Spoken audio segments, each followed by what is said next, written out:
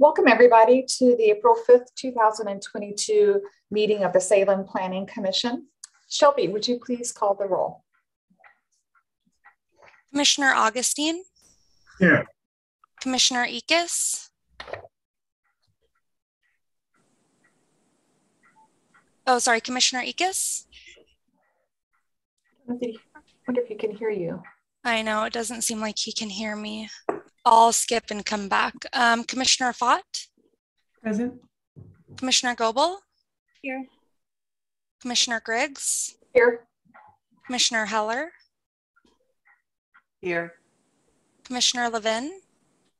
Here. And Commissioner Slater is absent. And Commissioner Ickes, can you hear me now? Let me see if I can text him. Okay.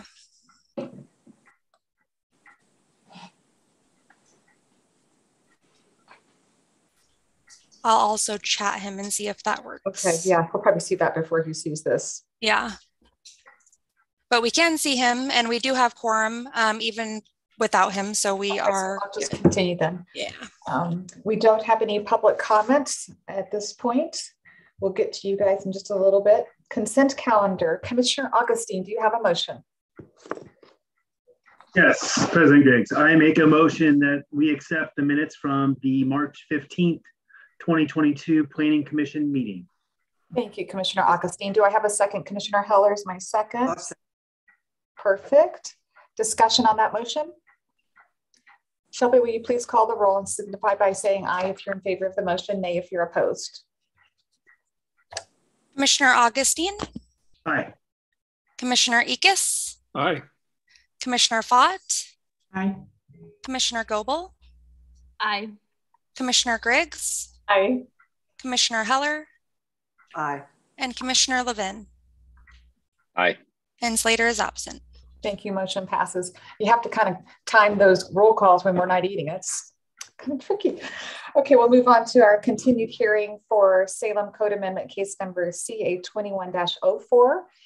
Eunice, do you want to give us just kind of a status of where we left things off? Sure, I was going to give just a real brief presentation if that's okay. Perfect. Great. So hi everyone. My name is Kim, Long Range Planning Manager for the City of Salem. And with me tonight are several other staff members, Julie Warnicki, Patricia Farrell, Austin Ross, and Tony Banford. As a reminder, this is a public hearing for the Our Salem project, a multi-year project to update our comprehensive plan. We have received a lot of comments during this adoption process, and we've responded to most of them in staff reports. We did receive several comments after the supplemental staff report went out last week. So I wanted to summarize those comments and then address a few of the new ones. See my screen? Can you see my screen? Okay. Yes. So we have received some comments in support of the overall project and specific proposed changes for mixed use, for example, on Wallace Road and Brush College Road in West Salem. We've also received some requests for changes or opposition to proposed changes on either the comprehensive plan map or zoning map. I'll walk through a few of them. There's some requests for changes on properties that we propose to rezone on Orchard Heights, both to the north and south, as well as property at Cougar and 27. There is opposition to a neighborhood hub on Brown Road and mixed use zoning on Lone Oak and Boulder. And I'm gonna walk through kind of the three new issues that haven't been discussed so far. So the first one has to do with property south of Orchard Heights. And these are two maps that refer, you can see if you want to go to the specific map on map 190 and 188 in your long list of maps. Staff has proposed mixed use 2 on a large portion of properties on Orchard Heights that you can see on this first map, and multifamily 2 on a smaller 7-acre property south of Orchard Heights. The property owner has requested that we extend the mixed use 2 portion south to the property line on their properties. We had just proposed to rezone a portion to mixed use 2, and they're requesting that we extend to capture all of their property south of Orchard Heights to create a better opportunity for cohesive development in that area. They've also requested 2916, right? Orchard Heights, the 2916 project. Thank you. And then the other property that we're proposing multifamily 2 on, they're proposing to change that to mixed use to provide opportunity for some local services to serve that area. Staff supports both of those changes. The other area on Orchard Heights that we've received a lot of comments on are the properties north of Orchard Heights that we are proposing to redesignate to multifamily. The comments are in opposition to rezoning or redesignating those properties to multifamily, and suggestion in the comments is to instead redesignate part of Grice Hill Park and the property south of Orchard Heights to multifamily. That park is a future community park that's slated for master planning in the next few years, and it meets a need in this growing area, so staff recommends not redesignating that park to multifamily.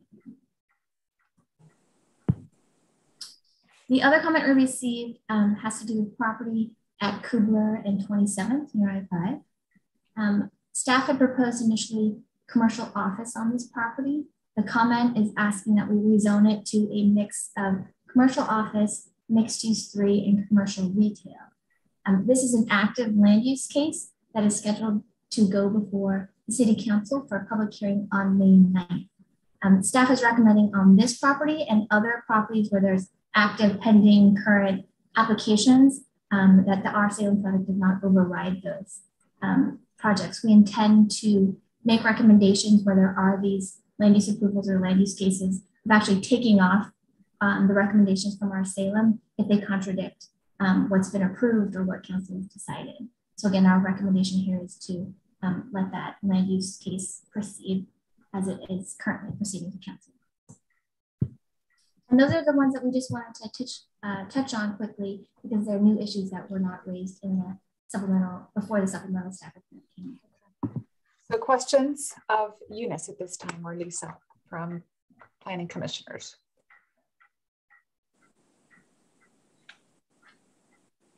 I'm not seeing any hands. So the one on Kubler, the one that's the active case, is my understanding correct that the applicant would be in front of City Council to discuss the concerns and the desire to move that to I think it was MU3. Yeah, it's mixed with MU3, yeah. CO, and CO. Because my understanding their representative is here tonight as well. Okay, because we did put conditions on that one to limit the drive-ups, correct? But City Council will hear that. Okay, and then, so it sounds like on the 2916, you were fine with that suggested change, but we would still need to, when we get to the point of discussing the motion and maybe some amended motions, that's when we'll need to bring that into the conversation. So hopefully somebody really much smarter than me will catch all of that, Ian. But we'll ask for clarification. Okay, any other questions of staff at this time? Of course, we'll get Eunice back up on the hot seat before it's all over. Thank you, Eunice, for refreshing our memories. We'll move to testimony. We'll first hear from the neighborhood associations. And first up is Deanna Garcia from North Lancaster Neighborhood Association. And if you could state your name and address for the record, you get 10 minutes to talk to us once you start talking. Are you there? I'm here. Sorry, I was having some technical difficulties per usual. Yeah, that's kind of my status all the time. Welcome. Thank you for having me. My name is Deanna Garcia. Do I just go ahead and start my testimony now? If you could give us your address, that would be super. My address or the address that I'm concerned about? No, your address. Yeah. Please. Okay. Well, I'd rather not give my address. I don't really want my personal address for public record. That's not okay. Could you identify your ward? Are you Ward 6? Or? I live in North Lancaster neighborhood. That's good enough. We'll go with it. Okay. All right. All right. Well, thank you for the opportunity to speak with you this evening. My name is Deanna Garcia, and I'm a resident of Northeast Salem. And I am the current chair of the North Lancaster Neighborhood Association, where I also reside. And I'm here this evening to discuss a rezone plan for a property on Brown Road Northeast. Just a little background. Back in July of 2021, Eunice Kim presented some information about the Our Salem Comprehensive Plan at our neighborhood association meeting. And some of the plans for our area seem to be a good fit, especially the areas that are currently zoned as commercial, slated to be rezoned as mixed use. And then there were other plans that did not sit well with members of our community. Those plans included the R4s and the neighborhood hubs. Several residents provided feedback on the interactive map, and we sincerely appreciate the Planning Commission and the staff working with our Salem, taking our feedback into consideration. The R4s were removed entirely from the plan map within the North Lancaster boundaries. The original plans for the neighborhood hub included 3 separate properties located on Brown Road Northeast. In addition to providing feedback on the interactive map, several residents signed off on a letter requesting that these properties remain residential use only. The area designated for the neighborhood hub rezone was then reduced to one address, which is located at 2390 Brown Road Northeast. And this property contains a single family home. I imagine it's the original structure from when this area was developed. It's an older home. It has attached and detached outbuilding structures on the property, and it is currently zoned as residential agricultural. The neighboring properties immediately to the north of this property are single family homes on similar sized or smaller lots. To the west, there's also single family homes, and the property directly east and to the south of 2390 Brown Road is the location of Brown Road Park. And this area of Northeast Salem is almost exclusively residential, which is and has been an attraction for homeowners like myself and those seeking to buy homes in the area. The upcoming plans for installation of new equipment and fixtures to develop Brown Road Park is also a draw for this community. A commercial business in the middle of this residential area is not a draw. In fact, it would be a detriment to our community. A commercial business, regardless of the size, will draw in additional traffic for deliveries and possibly customers or patrons from outside of our community. As expressed in public commentary and written testimony that was provided along with what I'm saying today, there are concerns about the increased vehicle traffic that's already present along Brown Road. This poses a great safety hazard for pedestrian traffic that has also increased since we've received recent improvements. We had bike lanes and sidewalks added the entire length of Brown Road. We want to keep members of our community safe, no matter what mode of transportation is used.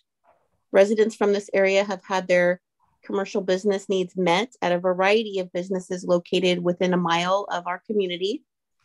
Residents are able to walk, drive, or use public transit to access these local businesses.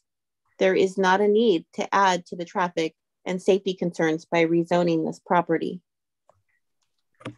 In addition to all previous commentary on the interactive maps, written, and then my verbal testimony, the actual owner of 2390 Brown Road submitted a letter yesterday that was emailed to Shelby. I don't want to butcher her last name, but I'm sure you know who I'm referring to. Shelby received a copy of that email asking for the Planning Commission to reconsider this plan. This rezone is not a good fit for our community, and we did not ask for something like this to be considered for our community. What we are asking for is for you to remove this rezone from the proposal. I understand the city is experiencing substantial growth in population, and the Planning Commission and long-term planners with the city of Salem are looking for ways to meet everyone's needs. This rezone is not meeting anyone's needs. It's an unnecessary change in classification that has potential to complicate plans the current owners have for their property. It's an open door for a developer to build a business in a residential neighborhood, destroying the existing appeal. There are other properties within our community that would be a better fit for this type of rezone and could accommodate a business mixed with residential. Please consider exploring other properties such as the 4600 block of Sunnyview Road Northeast. This block includes several parcels that they're vacant, they don't have any existing structures that fit every criteria of the evaluation process used in the Our Salem planning phases. Please leave 2390 Brown Road zoned as residential and explore other properties for a mixed use rezone that won't damage the property values and appeal of our community. Thank you for listening. Thank you, Deanna. Questions for Ms. Garcia from planning commissioners? If you could raise your hand. I'm not. Commissioner Ickes, you are up. Well, I just want to clarify, make sure I understand. The initial proposal had 3 separate properties, and now it is down to 1. And the owner of that property does not want the property to be zoned as a neighborhood hub. Is that correct? Yes, that's correct. The original plan included 2351, 2391, and 2390 Brown Road Northeast. The first 2 addresses were on the west side of Brown Road. And I confirmed with Austin Ross earlier, or last week actually, to find out why those properties were removed. And he said it was a number of things, community input, and probably some safety issues, considering people would have to cross the street to get to the park and there'd be traffic issues. And those still exist. And the owner of the one property that would still be designated as a neighborhood hub does not want it to be a neighborhood hub? That is correct. Steve Willis and Amber Willis have sent an email and had made the request to not be rezoned. They're actually in the process of building a brand new single family home on their property, and they were never informed about this rezone at any point in time. And they've been in contact with the city quite a bit, considering they're constructing a new building on their property. And Commissioner Ickes will have time to ask staff for some clarification on that. Yeah, I think we need to. Thank you. Yeah, you betcha. Any other questions for Ms. Garcia? Commissioner Levin. Thank you, President Griggs. Mrs. Garcia, do you understand that the neighborhood hub zone does not require a commercial building? It allows commercial activity, and that residential is still an outright allowed use? Yes, I'm aware of that. It can stay a residential property, but there's always the chance of some absurd scenario happening. And I'll just go ahead and continue to use the property owner's plans for their property as an example. The Willises are building a brand new single family residence on the property, and they will ultimately be tearing down the original structure that they reside in right now. And then they have plans to subdivide the property. And I mean, yes, that all still fits in the plans for a neighborhood hub, won't be an issue. But if they were to fall on hard times financially and had to sell the subdivided lot, what would stop a developer from purchasing the newly vacated lot and putting some ghetto convenience store right in front of their home? That is what drove them to write that email. They don't want anything to pose as a detriment to the property that they live on. And I appreciate that. You guys should too. Would you want a convenience store built in front of your house? Thank you, Ms. Garcia. Any other questions or follow-ups from commissioners? Thank you for your time, Ms. Garcia. Next up, we have Steve Anderson from the West Salem Neighborhood Association, and you know the drill. Okay. Good evening, Planning Commission members. Good to be with you tonight. Steve Anderson, West Salem Neighborhood Association Land Use Chair, Ward 8. I'm here again just to remind you of our request last time. I asked again that the zoning for the Foursquare Church property at the intersections of Eola Drive and Dokes Ferry Road not be changed. In your Planning Commission recommendations to City Council, please honor this request by dropping the proposed mixed-use 2 zone designated for the church property, leaving it as is, resident single RS, and that's on map 173. Just a few short or quick observations about last time's meeting. At the last meeting, we heard several testimonies about West and South Salem needing to have more multifamily housing. There's currently 272 acres of multifamily in West Salem. Our work with Eunice Kim and her staff now shows an increase to 337 acres of multifamily after the proposed Our Salem Comprehensive Plan map changes. This is a 24% increase in multifamily acreage in West Salem. However, this is not all. In addition to the multifamily, we've added additional increases in acreage of mixed use land for West Salem, like the mixed use 3 zone in the historical industrial area of the Edgewater district. So I just wanted to address a few of those quick questions that you had last time. And we're grateful for the great work that Eunice has done working with us to meet those objectives. Next, we heard many concerns about livability and food deserts across Salem. This raises the question of how well does the proposed comprehensive plan update and its goals go towards addressing the environmental justice nexus and principles citywide. As far as West Salem, we have collaborated with staff and others in our neighborhoods to encourage participation at all cross sections of the local population in West Salem, striving to achieve environmental justice principles in our community. One area that we do believe there are some environmental justice principles that have not been met is the traffic impacts in West Salem. And this is a major concern of the whole community, but we are still evaluating this. However, there is good evidence that the environmental justice principles outlined in the law, the Salem Revised Code 64.025 approval criteria, and the Oregon Administrative Rule 660.1260 performance standards are deficient in the current proposal. So that was just a quick observation. Basically, we thank you again for your hard work, your consideration and adoption of our 4 Square Church property request. And I kept it short tonight for you, Chair. You did. Remarkable. Questions for Mr. Anderson from commissioners? I am not seeing any hands going up, so you're off the hook. Thank you. Thank you. So we'll move to the general public, and a reminder as I call your name, if you could state your name and address for the record, please. And you each have 5 minutes. We'll begin with Mr. Felton.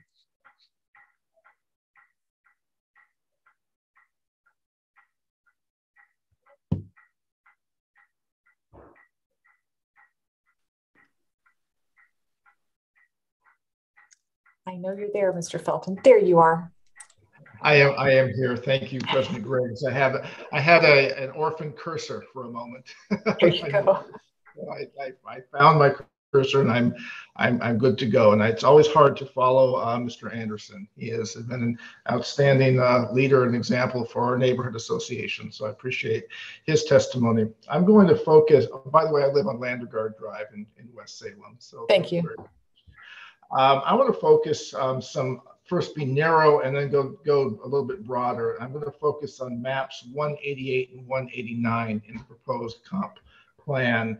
And my concerns are that they really, as the comp plan is proposed, don't comply with the Salem Revised Code 64.025 E in terms of meeting the criteria, and for 2 reasons.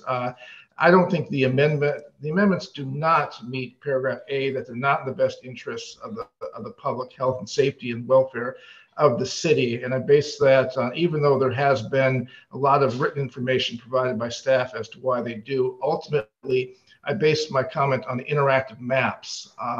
When people were shown what the potential zone changes would be, they were almost universally negative in response in terms of the reaction from people who actually were familiar with the area. So I just again remind commissioners that it's been universally negatively responded to in terms of those proposals. But more specifically, I would say that they don't comply with the second, and it's an and clause in terms of what has to be met in terms of the administrative rule, is that there has been no traffic study proposed, both for Wallace, Dokes, or Orchard Heights in terms of the impact of both of those proposed zone changes. So I'm encouraging the Planning Commission not to adopt the proposed zone changes in regards to maps 188 and 189 and send them back for reconsideration to staff. And finally, one question that keeps popping up in my mind is the equity principles of the proposed comp plan change. And I think Commissioner Goebel asked staff a question that comes at the supplemental staff report that came out. Question 34, in particular, item 34, was Commissioner Goebel asked staff a question, and the response was most of the multifamily overwhelmingly is happening in West Salem. And I just harken back to page 44 as to the equity principle, which says no neighborhood or group in the community shall be disproportionately burdened by Salem's growth. And if staff is saying that West and South Salem is carrying the burden overwhelmingly of the change for multifamily housing, I just asked the commission to consider whether or not that truly is meeting the equity principles stated in the comp plan if West and South Salem are carrying the burden. I think you can go back and look to see whether you can more evenly spread out the burden of multifamily housing throughout all of Salem to address a core principle that is set out in the proposed comp plan. So again, I do thank you for your hard work on this, but I think more work can be done to meet the core equity principles and meet really the legal requirements in the Salem Revised Code, which are not being complied with in the proposed changes to map 188 and 189. Thank you very much. Thank you, Mr. Felton. Questions from commissioners? Commissioner Ickes. Again, a clarification of what the speaker said. You said that the West and South Salem were carrying a larger burden for multifamily housing. Are you talking about a larger burden of the changes, or are you talking about a larger burden of the multifamily housing zoning throughout the city? I believe it's the changes. That's how I interpreted staff's comments in the supplemental staff report. So isn't it possible that they are bearing a greater amount of the changes because in the current situation, they are not bearing an adequate share of the multifamily housing? I think you could look at it that way, but I don't think it's fair necessarily to burden one particular community because of an immutable characteristic that and I was at another meeting when another staff member was asked about why this is happening similar in West Salem. And her response was because that's where the buildable land is. And I think that is somewhat unfair to burden the change on a particular neighborhood or community group because they happen to have chosen to live in a certain location in Salem. So I think that as you consider placing and doing the zone changes, you have to look at the entire picture. So, but I appreciate the way you posited the question, Commissioner. Thank you. No further question.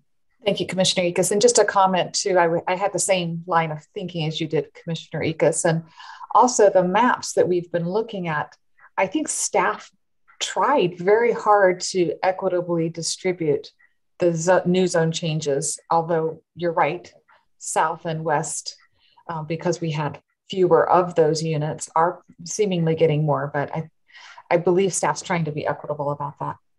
President Griggs, can I follow up with that? Your time's, well, you had about a minute left, so I'm going to give you a minute. I think I would just put into the thinking that a way you might possibly address that is rather than going for the RM2 designation, perhaps an RM1 or something like that, may be a way to sort of spread the burden out overall as the commission and staff are looking at that potential issue. Thank you, Mr. Felton. Thank you, Mr. President. You bet. Any further questions for Mr. Felton? If not, don't want to rush anybody. We'll move on to our next person signed up is Mark Lowen, and either your address, first your name, and then either your address or your ward would be great, whichever you're most comfortable with. Good evening, Mark Lowen. I'm here on behalf of Bonaventure that owns a piece of property in West Salem. Office address is 3150 Boone Road, Southeast, 97317. Just wanted to touch bases quickly. We have a parcel on the northwest corner of Dokes Ferry and Orchard Heights. We have pending land use action on it that basically aligns with the Our Salem plan and the prospective mapping for land use, as well as the comp plan. We want to as well appreciate all the hard work that Eunice and the rest of the team has put into this. Our goals and expectations are aligning very closely with our Salem, and we recognize the growing need for all kinds of housing within the city of Salem, and just want to add our appreciation and support. Thank you, Mr. Lowen. Thank you very much. Questions from the commissioners for Mr. Lowen? Thank you for joining us. I had Mr. Eld signed up, but he is not in with us. So we will move on and go to Dawn and or Cindy Wyant. I believe they're going to talk about the 2916 Orchard Heights property. Good evening. My name is Don Wyatt, and I don't know if my picture is coming up. But I don't see your picture. I don't know if it's necessary, but I'll try it here. There, let's see if that worked. Well, there you go. I can see. Okay. Oh, now I can see your whole face. Got it. Great.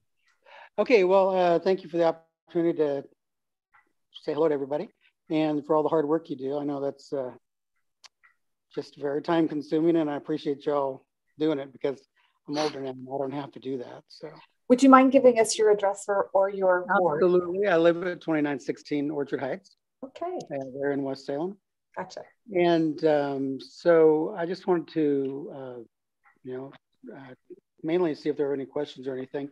There was a lot of public comment earlier on the 7-acre parcel from the adjoining neighbors there in West Hills Estates.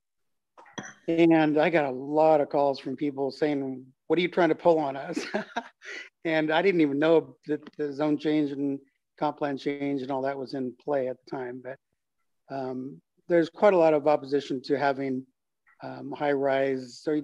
three-story high apartments right across the street from the single family use in the subdivision there. So the reason for my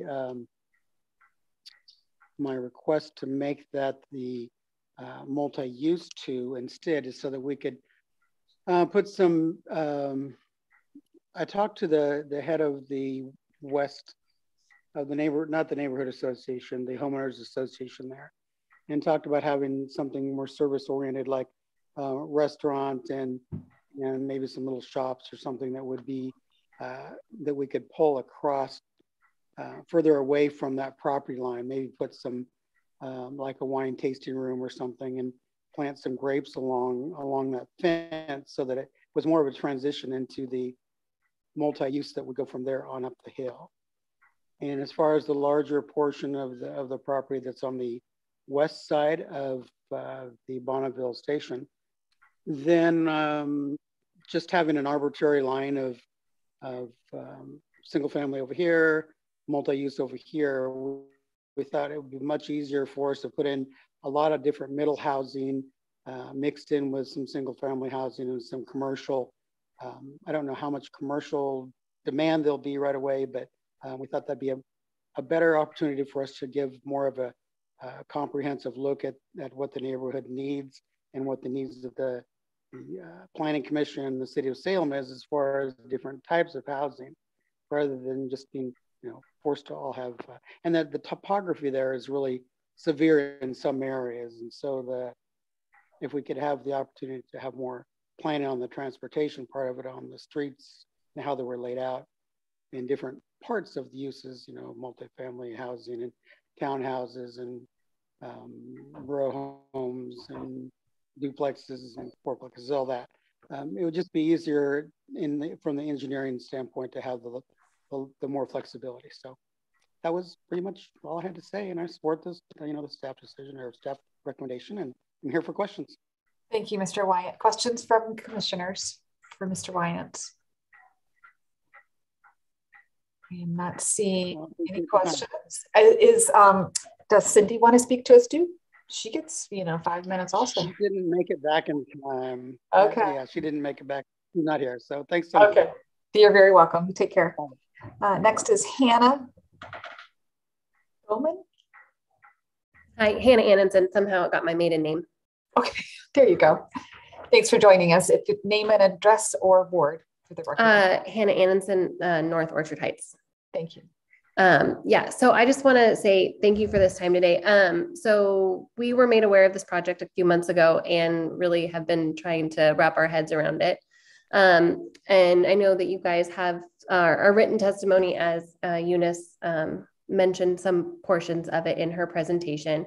But we're really here to try and talk through our opposition to some of the proposed changes to the north rezoning of Orchard Heights to multi-use or multifamily, I apologize, residential multifamily.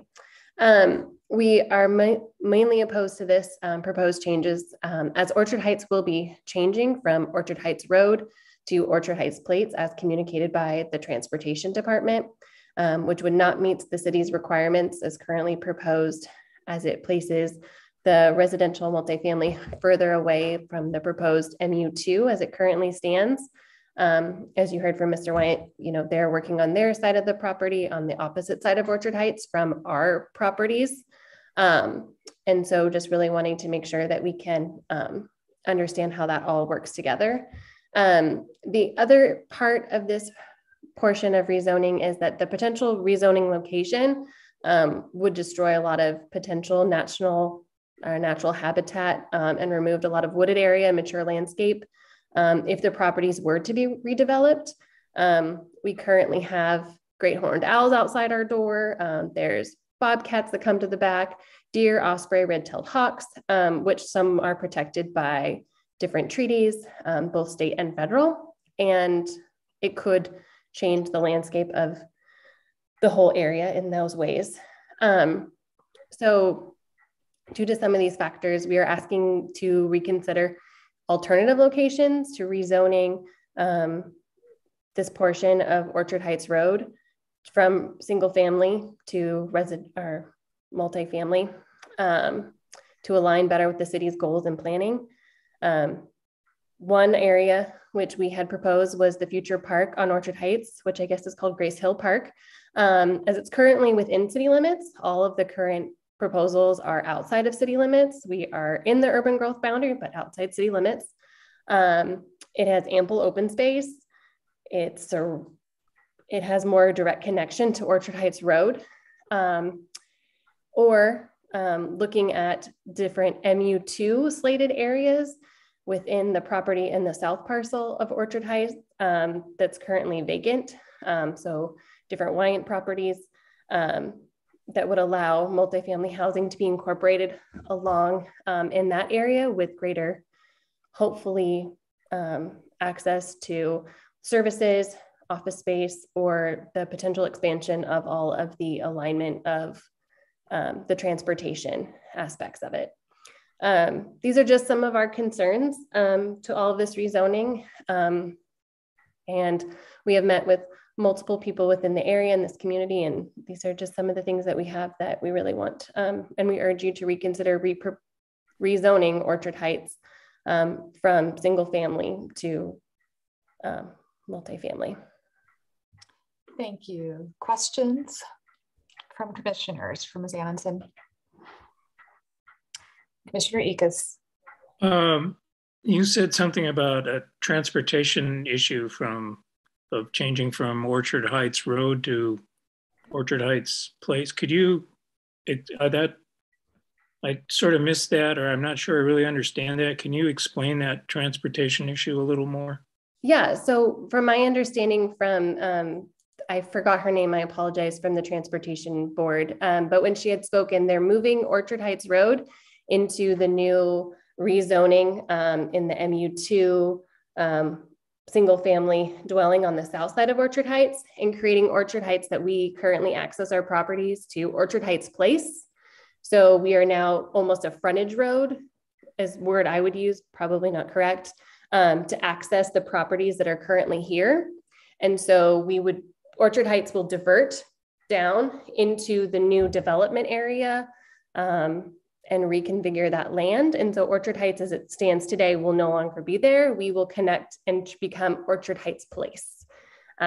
So those units would not be on the main connected road of Orchard Heights. Can you remind me again which map we were looking at? Do you know, or does staff know which one map we're And zoning? we can add that to our list of, please clarify when we bring staff back up, Commissioner Ekus, in a bit. I have it up on my computer if I can share my screen, but this was from our Just the number would help. I've got the map. Oh, I apologize. I don't know. That's good.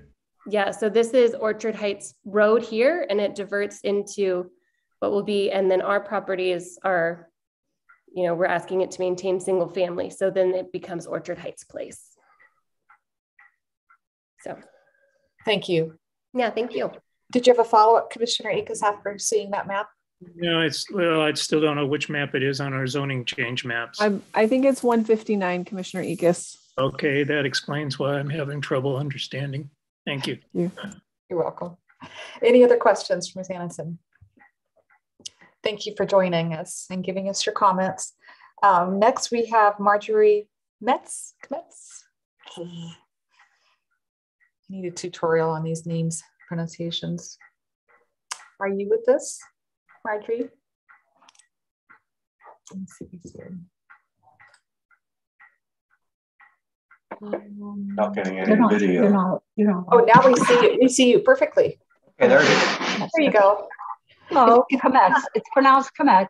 Kametz, okay. And I am returning from the March 15th meeting where we had some questions about the property that I was talking about. Which I hate to interrupt you, Ms. Kametz, but could you give us your address or your ward? Oh, sorry. That's okay. 339 Summit View Avenue, Southeast, Salem 97306. Thank you. Okay. And what we were talking about the last meeting had to do with this property, this wooded area of 13 plus acres known as the Taccio property, because those are the original owners that are both now deceased, and the land has gone up for sale. At that time, I was asking about whether, and a lot of the other interested residents in our neighborhood were interested in whether there was indeed a watershed area or a wetland area, because it seems to have been described by many as the fact that it was. Now, of what I have sent you folks, and you have, the two pictures show the backyard of the house at the very bottom of the hill on Widgeon Drive. And that number is 5540. And there is, of course, a huge detention basin there, which floods, well, not anymore, since they put in this huge basin, but used to flood at least 10 times per year as runoff from the Taccio property. And it's their backyard. Yeah, during heavy rains. And so the owner of that property sent me the pictures, and I forwarded them on to you. And the point is also that, so indeed there is a water problem on that property. Also, I was told that backyards in 3 at least of the houses going back up the hill, again, but abutting the Taccio property, but not as far up, their backyards are spongy, marshy, and some corners of their yards are wet all the time. Now, I have emails from 72 residents and friends of the neighborhood surrounding who live around the Taccio property, feeling very passionate and with loud voices pleading that many of the Douglas fir and black cottonwoods, although we know they're not protected on this property, be saved. Of course, the black cottonwoods are important because they are probably keeping more runoff from this property just by the amount of water that they require. Yeah, cottonwoods only grow where there's lots of water. So what we are asking is that if the land can be made safe to build on, then the new building should be, wait, I lost, okay, so, no, it's not only the existing property that we're worried about, but anything new that they do that might change the homes already there. The Salem Planning Commission codes specify distances which must be maintained when new construction is built next to existing homes. That's a very good idea. The code also suggests a high wall or fence be built between the new and existing homes. We believe that instead of a concrete high fence, that they should leave the trees instead as the most climate-friendly barrier. Happier humans, wildlife, clean air, and canopy shade. These trees are mature and they are beautiful. Some of them need to be trimmed or probably taken down, but not a problem. But we would also suggest that if the Planning Commission agrees with what we're thinking, that the land can be made safe to build on, then the building should be affordable housing consisting of cluster cottages, duplexes, and triplexes with the smallest footprint that you can provide and still save grassy areas.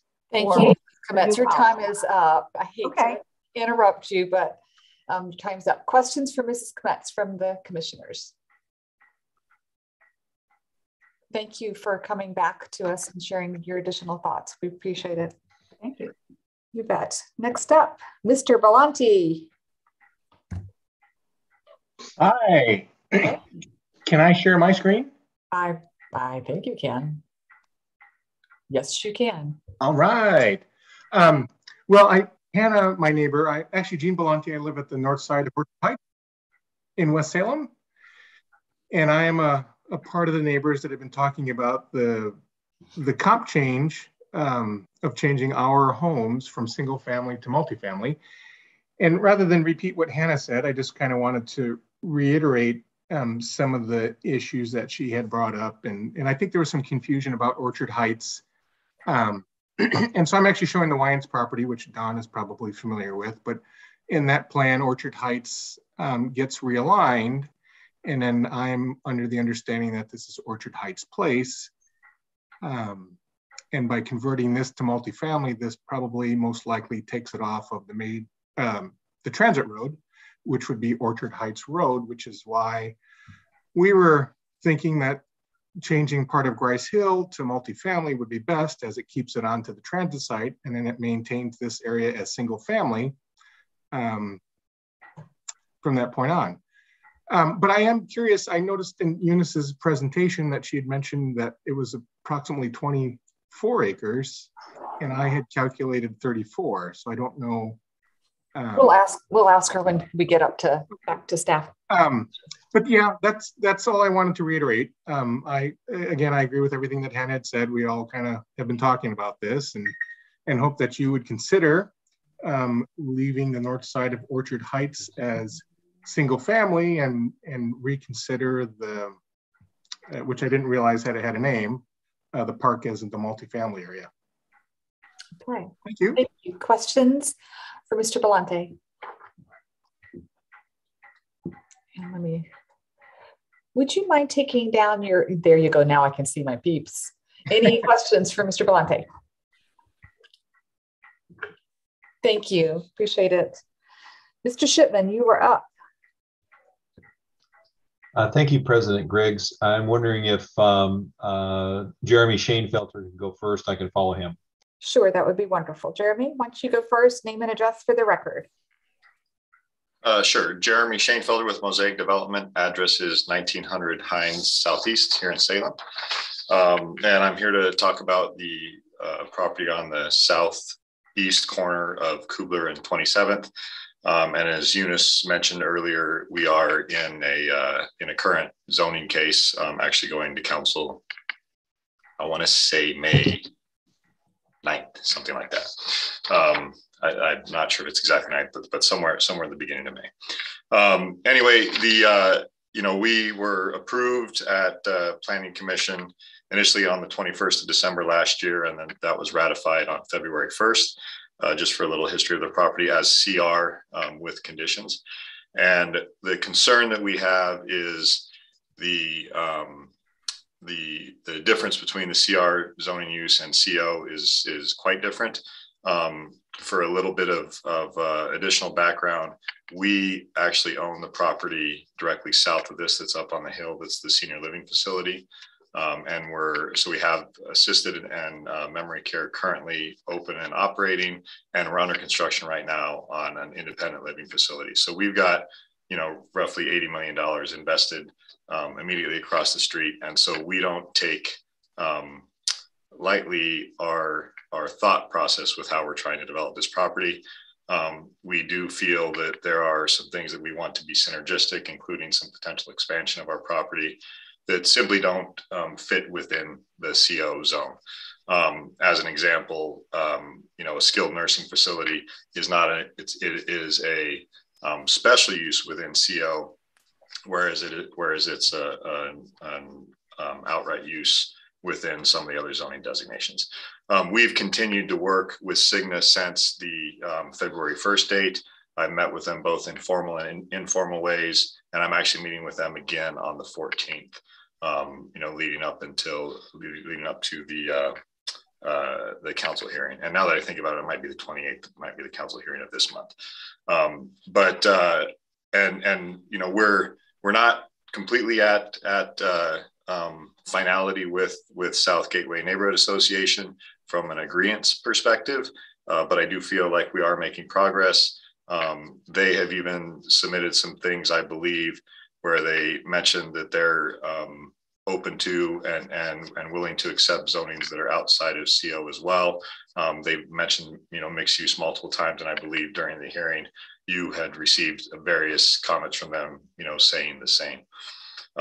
What we're looking to do is basically just align where we feel we are with them with what this is, so that at least there's some consistency in this. And to that end, what we've done is we've submitted a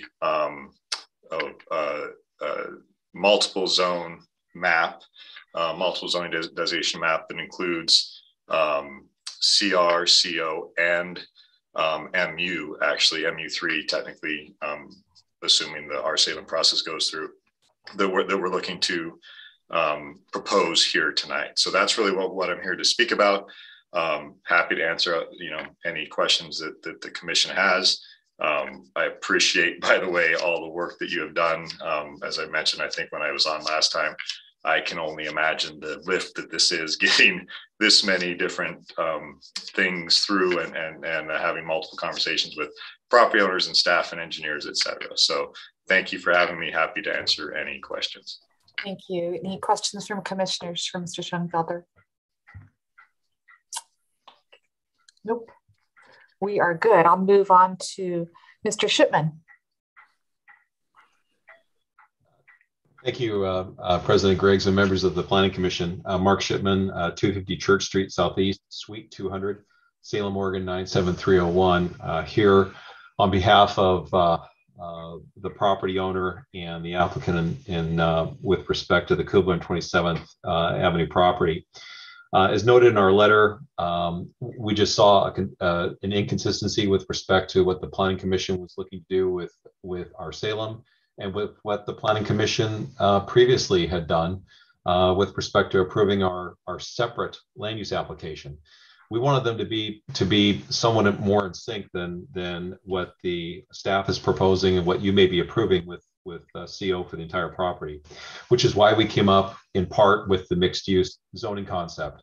That also came out of discussions that Jeremy Schoenfelder has been having with the South Gateway Neighborhood Association organization, and we feel that we're closer to what they're looking for, and this better meets I think both the community's needs and also with respect to the property owner's needs as well. In our letter, we did testify in the March 15th hearing, and I know that that was taken as a general testimony. So we submitted a letter yesterday that was more specific. In the letter, we also had some conditions of approval. Those conditions of approval were actually the same ones that you had approved in the other application. We're not trying to skirt or be excused from any conditions of approval. In fact, we would prefer that staff would enter discussions with us in order to develop a development agreement that would be binding on this property, that would identify all those conditions of approval that you previously approved and that are for this property and for that zone change to CR.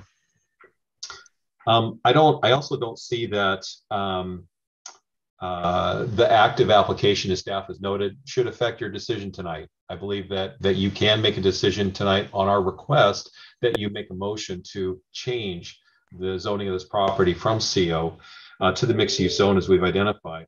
And the reason for that is this is the appropriate forum and the appropriate time for you to consider this. I realize that we have an application pending before the council. It's on appeal.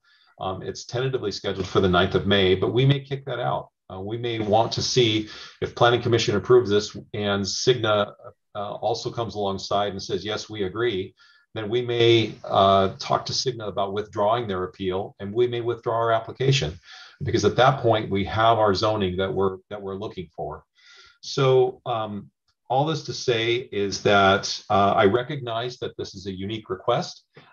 It's if you could just add that to the small unique request pile that you'll be looking at this evening. And I respectfully request that you move to amend the R Salem plan for this property, specifically the Kubler and 27th property, to approve it as the mixed use zone for the CR, MU3, and the CO as we've depicted in our conceptual site plan. And I'm happy to answer any questions that the Planning Commission may have at this time. Thank you. Thank you. Questions from commissioners? And one of those conditions was the limit of the 3 drive-ups, right? If I'm trying to remember. Yes, it would. We're still on board with limiting the driveways, limiting the square footage with respect to overall retail space on the first floor of any building in the CR zone portion of the property. And I think something else to note too, in our conceptual site plan, if you look at it carefully, you'll note on the property right along 27th Street, they have proposed a neighborhood grocery store. You don't get the neighborhood grocery store in CO. You only get it in CR. And I know that the South Gateway neighbors and others in that community would really like to see a grocery store in that quadrant.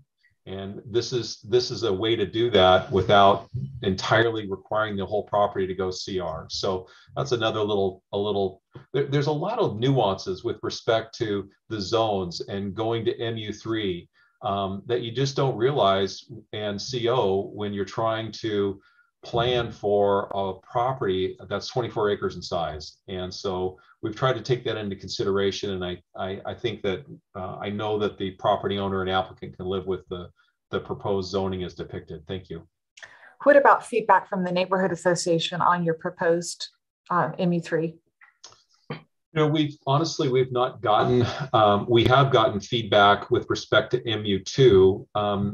I've not been involved in the direct discussions. The neighborhood association, when you hear them talk, they say they want mixed use, but I don't know that they have actually slotted that into an MU2 or an MU3 category.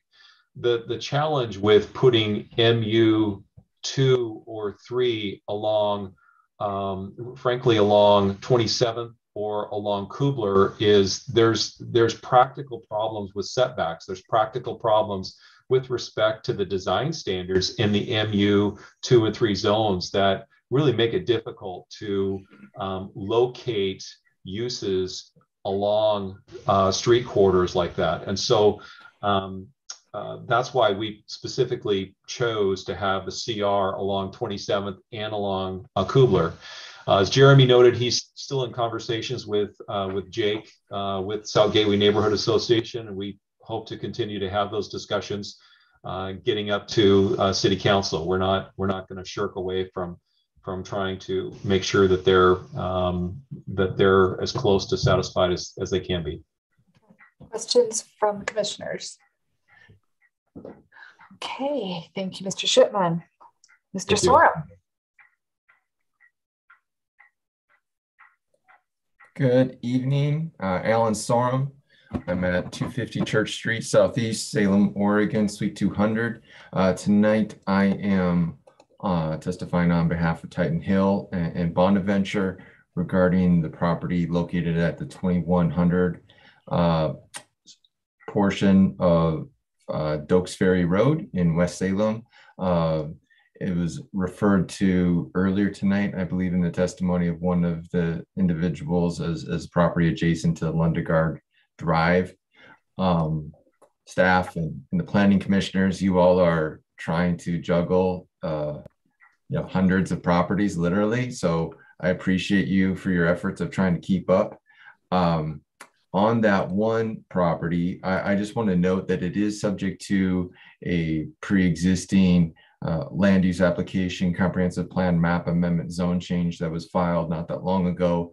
It was before you this year. It's comp plan zone change case number 21-06. That's 21-06, where the Planning Commission voted to approve the requested change to RM2 and a corresponding change to the boundary line of the mixed use zone as well. So all we're doing tonight is just asking the Planning Commission to adhere to the R Salem plan, which is consistent with your prior decision in February, and just stay the course and not make any changes to that.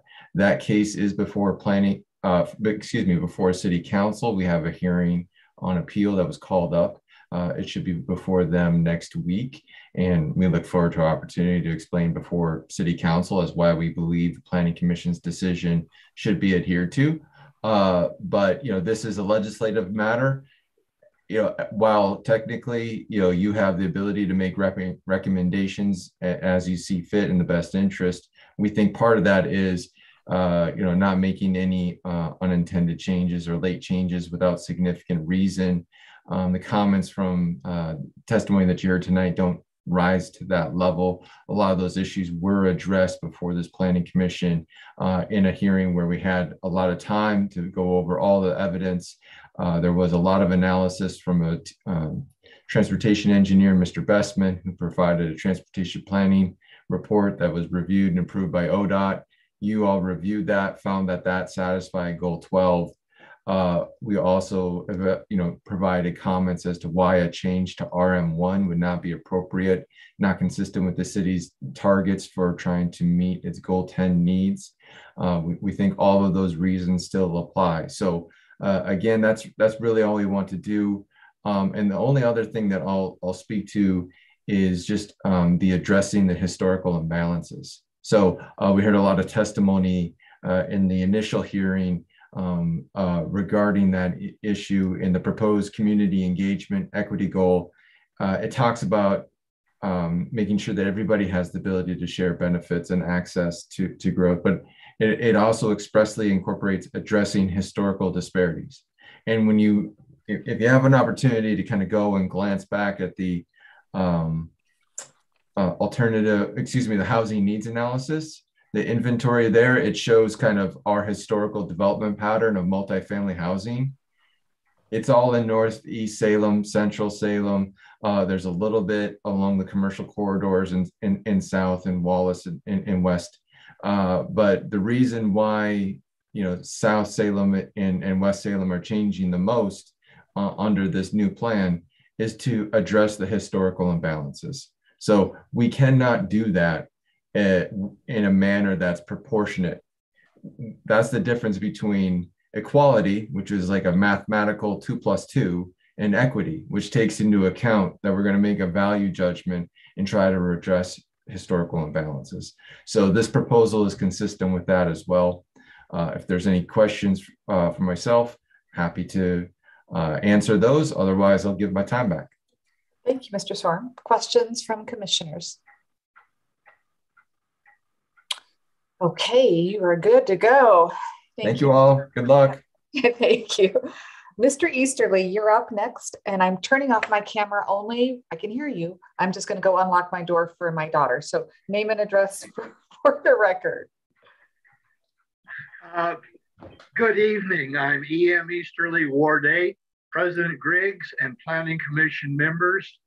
It is my intent to provide the Planning Commission a succinct explanation of the legal issues misconstrued in the staff summary of my written testimony, a suggested path forward for the Planning Commission to frame your recommendations to City Council, and an implementation solution that will not impede the Our Salem adoption by Council.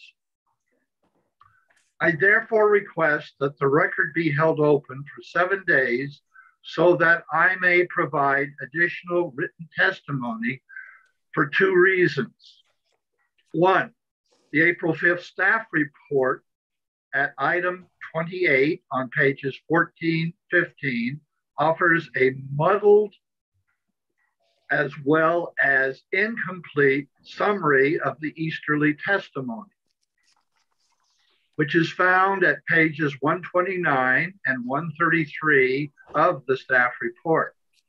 That testimony asks staff to address a decades-long failure of the official Salem comp plan map to comply with state law, and asks staff to explain why a comp plan mapping error, an adopted Salem linear park, was not designated parks and open space on the proposed comp plan map. 2, the March 15th supplemental staff report, pages 52 to 54, contains written testimony from me outlining Salem area comp plan map failures to meet legal requirements, and my request that the Planning Commission recommend to Council that the correction of those errors be parallel with the Our Salem staff proposed comp plan and comp plan map revisions. That March 15th staff report offered no summary of my list of comp plan map legal failures. I do understand that staff seeks to avoid complex past comp plan map errors, but the positive changes and constructive ideas proposed by the Our Salem effort are being appended to a legally flawed comprehensive plan map. As I wrote in my March 28th testimony, good intentions do not justify inattention to the truth. I thank you very much. Thank you, Mr. Easterly. Questions of Mr. Easterly? I'll put my camera back on. Questions? I'm not seeing any hands raised. Thank you very much. And we have the Urbanis back. Mr. Urbani and Mrs. Urbani, I'm not sure who wants to go first or if just one of you wants to go, but you've got the floor. Thank you so much. You're welcome. Ladies first tonight. Oh, perfect. Cecilia DeSantis Urbani. Our address is 370 College Drive, Northwest. And we have previously submitted written comments to the commission for your consideration of property that is on map 170 and 171. And so I just want to summarize a couple of things. First of all, we are opposed to the multifamily designation for that property that's currently being used by the church. So we are opposed to that. And in your staff report tonight, if I could draw your attention to previous comments that were submitted by us and other neighbors in opposition. So if you go to page 67 is one of the neighbors' comments. Page 70 page 88, page 92, and page 104. So there were 5 of our neighbors that wrote to you about this proposal, and 3 of us spoke last hearing. So our concerns are inadequate transportation, problems with our storm drainage, and location of this not meeting your criteria for rezoning to multifamily. We're way far away from any transit and such. So the other information that we wanted to enter into the record was we spoke to the church, and basically the church informed us that their main objective is to continue as a church. The person we spoke to said that they did not request the multifamily district. They don't have a problem with it, but their only concern is they just want to keep the church use. And they have an educational use that they have right now, and that fits in compliance with the existing comprehensive plan and zoning of public education. And the church would be a supporting use. So I think that concludes my comments. Thank you so much for your time and everything. I know what you're going through. I was there at the planning division for 35 years. So geez. I know what you guys are going through. So yeah. Thank you very much for your time. I appreciate the empathy. Questions for Mrs. Rabbani? And we'll switch it over to Mr. Rabbani. How are you? Fine. How are you, President Griggs? I'm doing well, thank you. The other thing that if this property is rezoned, the existing church doesn't have plans to expand. But if they were to ever sell the property to another church, the size of the church would be significantly increased. In the existing zone, they're limited to 375 seating. In the multifamily zone, they could build a church that would hold 500 people. That would be a distinct impact on the neighborhood, bringing, it would be a way, they would become a way different, neighbor. We would be very fearful if the property were ever sold, that we could be seeing a much different use in our well, there's actually multifamily in the area, but the church is really surrounded by single family homes, and again, we're just very concerned about an unintended result at some point in the future. Thank you, Mr. Rabbani. Questions from commissioners? Thank you. It's good to see you guys. Next and last up, before I ask for more names, is Mr. Forty. Nick Forty? Yes, thank you. You're kind of going in and out, but I can. Oh, there you are. Perfect. There, can you see me now? Perfect. Your bandwidth is a little bit. Thank you, Commissioner. Sorry, thank you, Commissioner Griggs. Let me turn the camera off here. Maybe that'll help a little bit. My name is Nick Forty, and I reside at 2165 Turney Street in West Salem.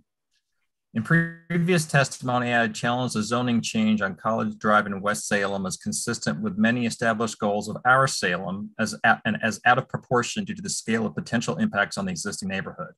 Relative to the staff response, existing case law limits potential improvements which can be conditioned on development, so that exactions would have to be roughly proportional to the external cost of proposed developments. For example, they could make some improvements to the fronting sidewalk or roadway, things of that nature.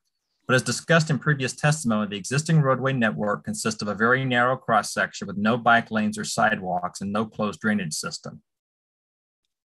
While a property frontage improvement would be expected as a likely condition for development, that would not ameliorate the constraints that already exist. The impacts of so doing would be large and a necessary strain on public funds and create out-of-scale impacts to the existing neighborhood to accommodate the expanded roadway cross-section. So I would urge the Planning Commission to instead modify the existing zoning demarcation to allow religious worship as an acceptable use, conditioned upon impacts aligned with the existing adjacent RA zoning. If there is a desire to provide for other uses of the property, such as the identified assisted living facilities, that could be accommodated through a special use designation aligned with the existing zoning, rather than upscaling the entire property zoning as currently proposed. I believe this modification would be in line with the overall intent of our Salem plan. And thank you for the opportunity to testify.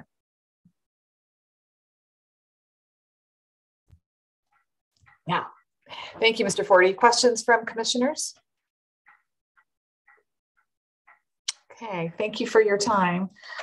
Is there anybody else that would like to testify that didn't get a chance to sign up with Shelby? That is everyone. That is everyone. Perfect. So let's go back, commissioners, colleagues, to questions of staff. And I know, Commissioner Ickes, you want to start us off because I think you were taking some notes there.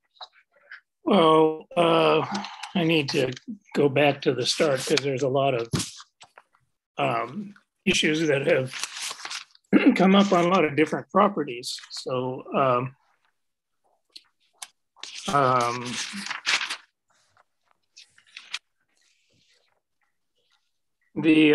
let's start with the neighborhood hub issue, okay?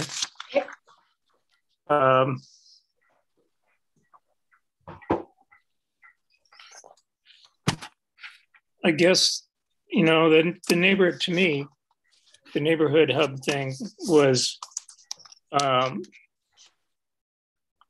idea that depended in large part on the potential sites were places that either neighborhoods that needed it or places that where the owners or was suggested by someone, the property owner was willing to do it. And now that we're down to one property and an owner that doesn't want to do it, I'm wondering, even though it was pointed out that a neighborhood hub is not required, I'm wondering why we're even pursuing that at this point. Eunice, you want to respond? Sure. So the neighborhood hub concept, just as background, really came out of this community engagement that we've done over the last 3+ years, where one of the priorities in the community was to help create kind of more complete neighborhoods where people could walk to things and access some of their daily needs without having to drive, and help reduce greenhouse gas emissions, et cetera. So multiple goals would be achieved with the neighborhood hub. We have so we looked at areas like this area and other areas where there are lack of services that are close, and also have other characteristics that, again, through surveys and community input, people said that where they would want to have, such as sidewalks, access to frequent transit, access to or proximity to amenities like parks, etc. We did reach out to property owners multiple times through mailings and general outreach. So we did reach out to this property owner. I just want to clarify, in the testimony that the property owner gave on the Brown Road neighborhood hub proposal, they are opposed to it that sounds like a commercial office building. And like was pointed out, again, an office building wouldn't be required. It could stay single family forever. In addition, they said they're requesting maybe multifamily, which would not be allowed in either the existing zoning or the proposed zoning. In any case, the idea of the neighborhood hub really, again, was to meet those larger goals that the city has that is important to them: walkability, GHG reductions, access to goods, et cetera. Okay, but as I understand the testimony, there isn't really any neighborhood support. There isn't any property owner support. And as I understood the testimony, and I'm not real familiar with the area, so I can't You know, it sounded like the neighborhood association believed that they had services within a walking distance and that there had been improvements and there were sidewalks and access to those commercial services. So I guess I'm, wondering why in this particular location we still continue to zone it as a neighborhood hub possibility. Lisa's got her camera on. That means she's ready to speak. Oh no, I was just turning it on to support Eunice. I guess the one thing I would say is that, when I look at this site, to say that there's access to services that are walkable, we're talking at least a mile away. So what may be walkable and easy to access for one person may not be easy for everybody in the neighborhood. There were transportation improvements, including sidewalks. There's a community garden, there's a park. When I go to this location, I think it's a great location. If somebody were to do a small scale services that would serve that neighborhood. And again, the property owner letter said they don't want an office building. The neighborhood hub zone does not allow office use.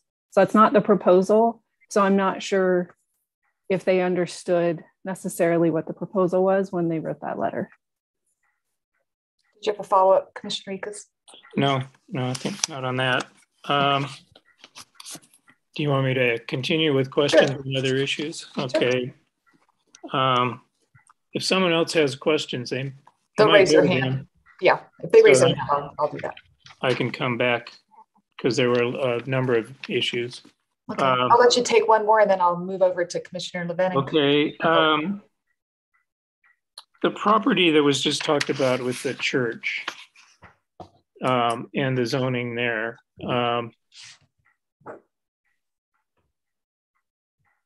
Is this something that enables us to add acreage to a particular goal? Because it seems to me that I'm not sure what we gain. I'd like a better explanation of what we gain from the zoning change. Sure. So again, just a little background. This property, the proposed change is at the request of the property owner. They are not intending to do multifamily. In addition to kind of allowing the church as a right as a special use, this currently is not a permitted use in the zone where it exists. They are interested long-term in doing assisted living. So this, again, we agreed with the proposal that they had, but we did ask them, please talk to the neighborhood association. And so we heard from them that there was some support. Clearly there are some neighbors that are not supportive. But that's how it kind of came out. Did you have a follow-up to that question? Otherwise, I'll move over to Commissioner Levin. No, go ahead. Okay, thank you. Commissioner Levin. Thank you. I know that we'll have time for discussion later, but because of the sequence of questionings, and I wanted to jump in with some comments on the line of questioning that Commissioner Ickes was asking about regarding Brown Road. And I'm familiar with the area. I've worked on property off of Brown in years past. And so I know the area fairly well.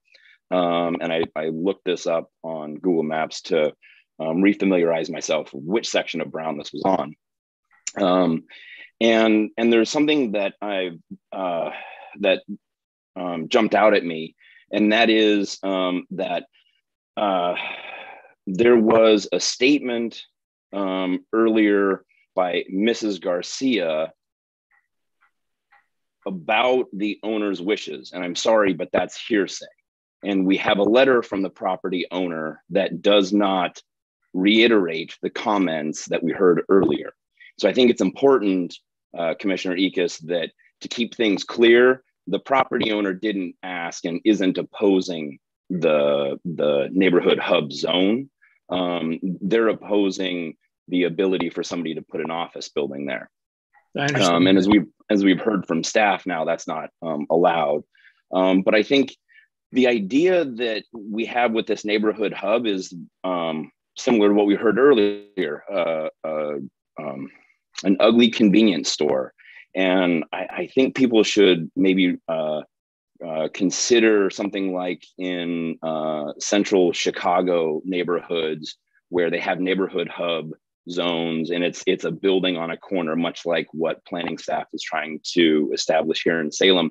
And they end up being neighborhood pubs or a neighborhood eatery or a neighborhood bodega. And they're usually in Chicago, they were mixed into where it was a very residential looking building, and there was actually apartments on top, and there was a little, like a corner pub or whatever on the ground floor. And so the idea, I feel like we've heard testimony that there's it's only a convenience store, and so I wanted to add another narrative for people to consider. And then if I could follow up, sure, because I think there's some overlap. The question about Life Church is almost identical. We're hearing from people in West Salem making comments on behalf of the property owner that are not true. We have comment on the record tonight from other individuals in West Salem saying that the property owner doesn't want residential multifamily. We have 2 letters from the property owner that clearly state in writing that they are proposing RM1 zone. So I would encourage everyone to, especially because of the complexity of this, keep notes as we continue forward and make sure that you track where these comments and requests are coming from. I think it's important that we validate whether it's truly coming from the property owner or if it's comments that are made in hearsay. Thank you, Commissioner Levin. Commissioner Goebel, you had your hand up. Did you take your hand down or did it just fall down? Yeah, I actually did want to ask questions about the Life Church. Okay. I feel like have already been a little bit touched on. And so my first question for staff is what, if any, other alternatives have been considered? So just as I went through the different zones earlier this week, and for example, like the general commercial zone would allow religious assembly outright, as well as residential care and nursing care.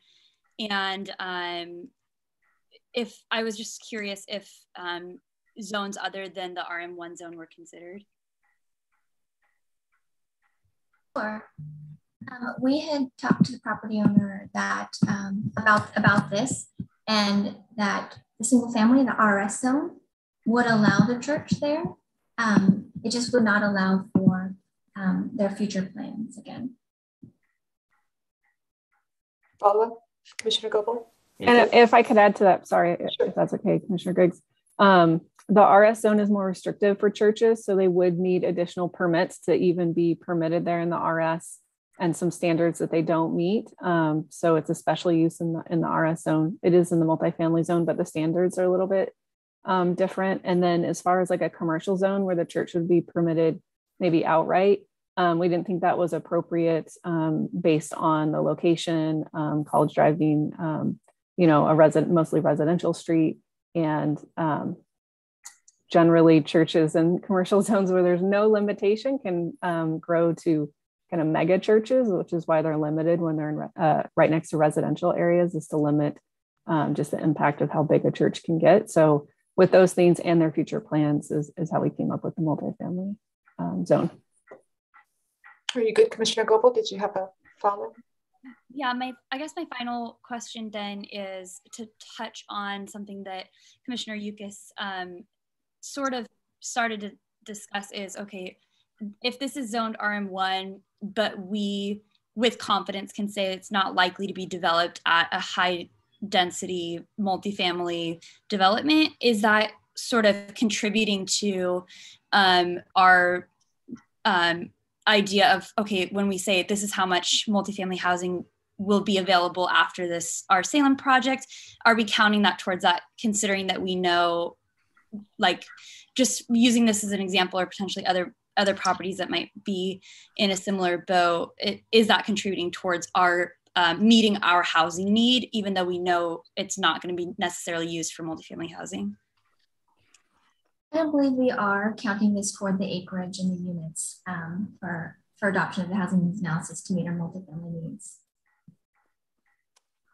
So, but also, I'm sorry, Commissioner Griggs, I'll just add that all of the land we are counting, we don't know that it will ever be developed with multifamily, right? So our job as a city, our state requirement is to provide vacant or partially vacant land in the appropriate designation to meet the need. So we have to rezone the land. Now, whether or not developers acquire that land or the current property owners sell it or gets developed, you know, we don't control that. The land, besides the ones where we do comp plan zone changes that the Planning Commission participates in, but most of the land where we approve apartments on today is from when the city rezoned hundreds of acres to multifamily in the late 90s, the last time the city did this project, you know, and it's been over, you know, decades that land gets developed as ownership changes and the market changes. So just want to put that out there. We don't necessarily, because we're proposing some property be rezoned multifamily, it's not because that person's going to, you know, build multifamily next year on it. They may own it and live there in their single family for decades. So, Commissioner Ekus, you've got your hand up. Well, this raises an interesting question for me of, you know, what our assumptions are and what's it based on. And I raised this before when we were talking about incentives for affordable housing. And I'm not talking here about a specific proposal, but do we have any data, or is there an analysis of how much multiple housing we got on previous plans that had set aside for multiple housing? Because it seems to me that we're setting certain goals for acreage, but I'm wondering if we're being too narrow in a sense that we're basing this on acreage and not on what it might actually produce. And I'm wondering if you have data on how much multiple family housing that we got from the previous zonings of multifamily housing. Commissioner Ekus, that's all in attachment 5. The Salem Housing Needs Analysis is that data. So it went through like the last decade of multifamily development, how many units per acre on average were developed, in what designation, in what zoning, et cetera. So we worked on that. There's state rules about, based on your permit data, what kind of assumptions you make going forward. And so those units, so we have the unit number. We talk about acreage because in this we're rezoning for acreage, but we also know how many units we need in the future. Some of those units could be built on land that's not zoned exclusively for multifamily, but it does equate to a needed acreage for multifamily land under the state law. So that's attachment 10. The Planning Commission is being asked to recommend approval of that study and meeting all the land that's shown to be needed from that study by redesignating the 270 acres, 300 acres of multifamily that's on the map before you tonight. And so that's part of what this project is doing. Okay, I appreciate being referred to that. And it's something I read, but there's a lot of data in there. So I don't actually remember all of the data.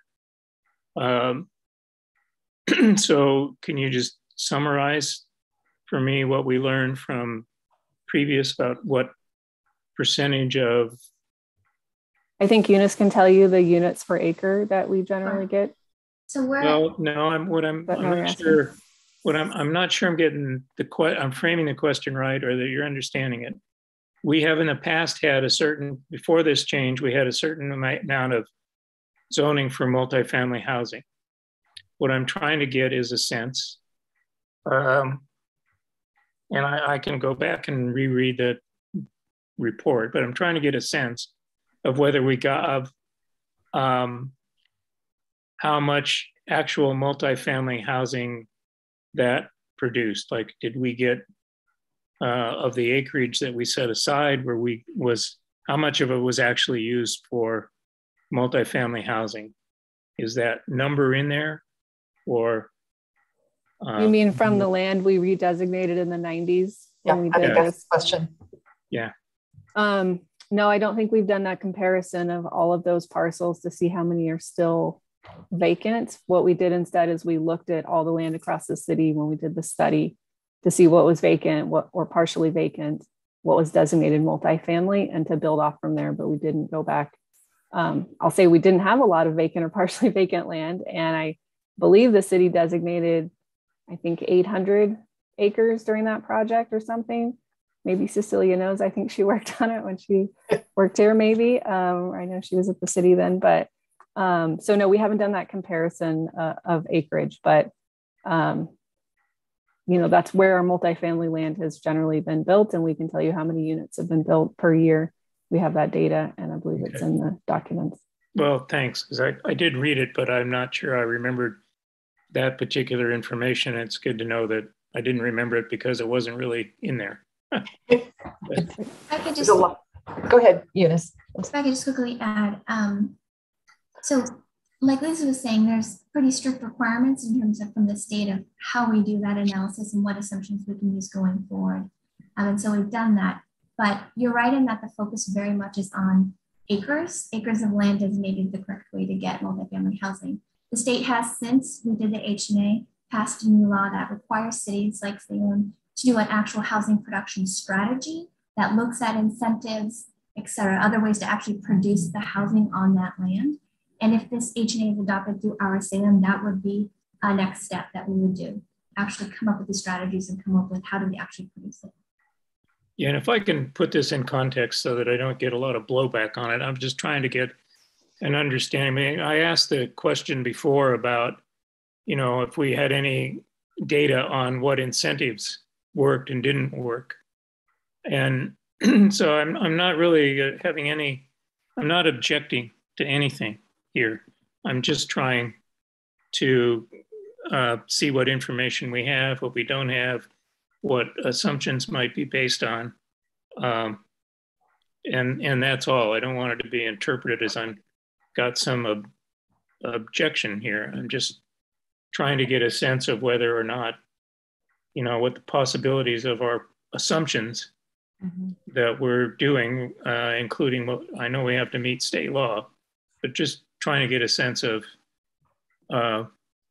if our assumptions are accurate or if we're trying things that we think will work, but we don't know how much it'll actually produce. Those are all good questions, Commissioner Ickes. Other questions of staff? I have one while you're thinking about it. At the last hearing, when they were talking, when SCAN was presenting their request to change zoning on commercial, and you mentioned that in that case, it would have to go, you would have to go back to the neighbors because the neighborhoods to kind of share that potential change because that wasn't what was shared. Are there other changes, for example, if we would entertain, I'm just looking at the list, the 2916 Orchard Heights request, would that require staff going back to the neighborhood associations for feedback? Lisa can correct me if I'm wrong, but our intention, I think, is to send a notice to any of the properties where what we initially proposed and what may come out of the Planning Commission's recommendation is different, so that they're aware of it, not going back to the neighborhood associations, but going to those property owners. Great, that's perfect. Other questions of staff, because at that point, I will close the hearing. Oh, Lisa, you wanted to talk about that too, and I'll get right back to you, Ickes, Commissioner Ickes, before. Yeah, no problem. But Lisa, would you, I know that Mr. Easterly made a request to keep the record open. We've already continued the hearing.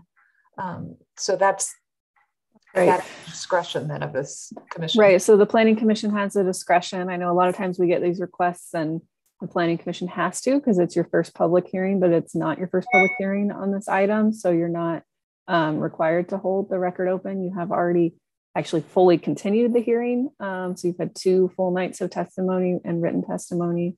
And then I see Mr. Kapani turned on his camera. So perhaps he wants to speak to that as well. You're muted. Oh, you're on mute. Thanks. The camera, but not the mic. No, Lisa's exactly right. You're not obliged to do so. you know, a lot of time and effort has been spent, and, you know, this sort of process, there's always going to be somebody who wants to say one more thing. And so at some point, in order to get the work done, you do have to put a halt on it. And so you should evaluate the request, you know, on its merits.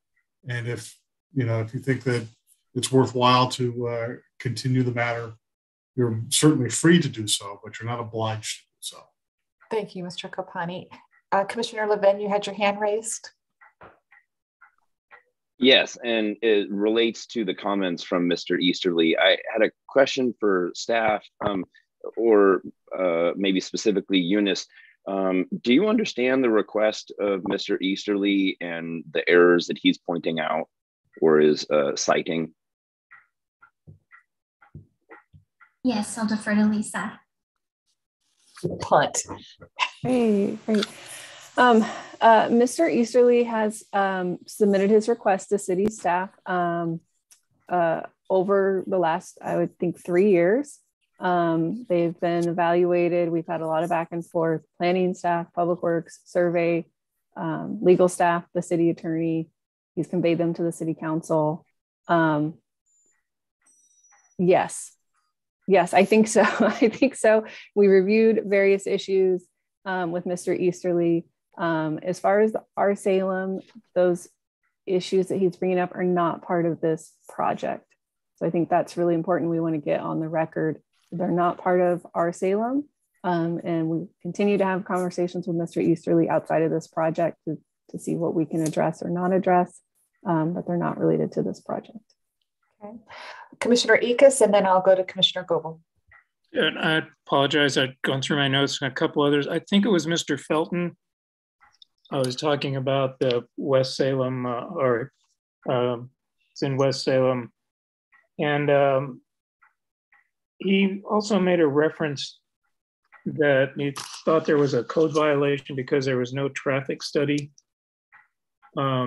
Was that addressed in the staff comments, supplemental comments? Eunice? No, we did do a whole transportation analysis that's required by the state, and that's included. I don't know if Julie wants to chime in, but we did the analysis required, and the state concurs. Okay. Ms. Warnicki, did you want to add some more to that? Oh, Eunice said it perfectly. It's that is included in the findings. Thank you. Okay, did so you have another question? That statement is basically incorrect then. There was another comment about the, I guess was the old Tachio property, that it may be or was wetlands or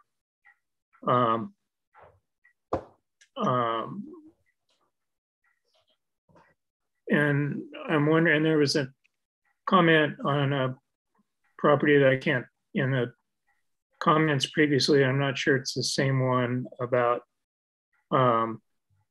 it wasn't suitable to be developed because it may have wetlands, but it wasn't on the, excuse me, I'm scrolling through my notes here on the previous testimony, that the wetlands inventory doesn't indicate, staff said the wetlands inventory does not indicate wetlands on the properties. I recall some other testimony or some other case where there was people thought there was wetlands, but the inventory of the wetlands didn't include it. And I wonder how sure we are about our inventory of wetlands and how up to date it actually is. Mr. Not necessarily particular to these questions that people raised questions to me more about the quality of the inventory and not these particular properties. Mr. Kapani. So the case that raised that issue about the wetland inventory is still before LUBA.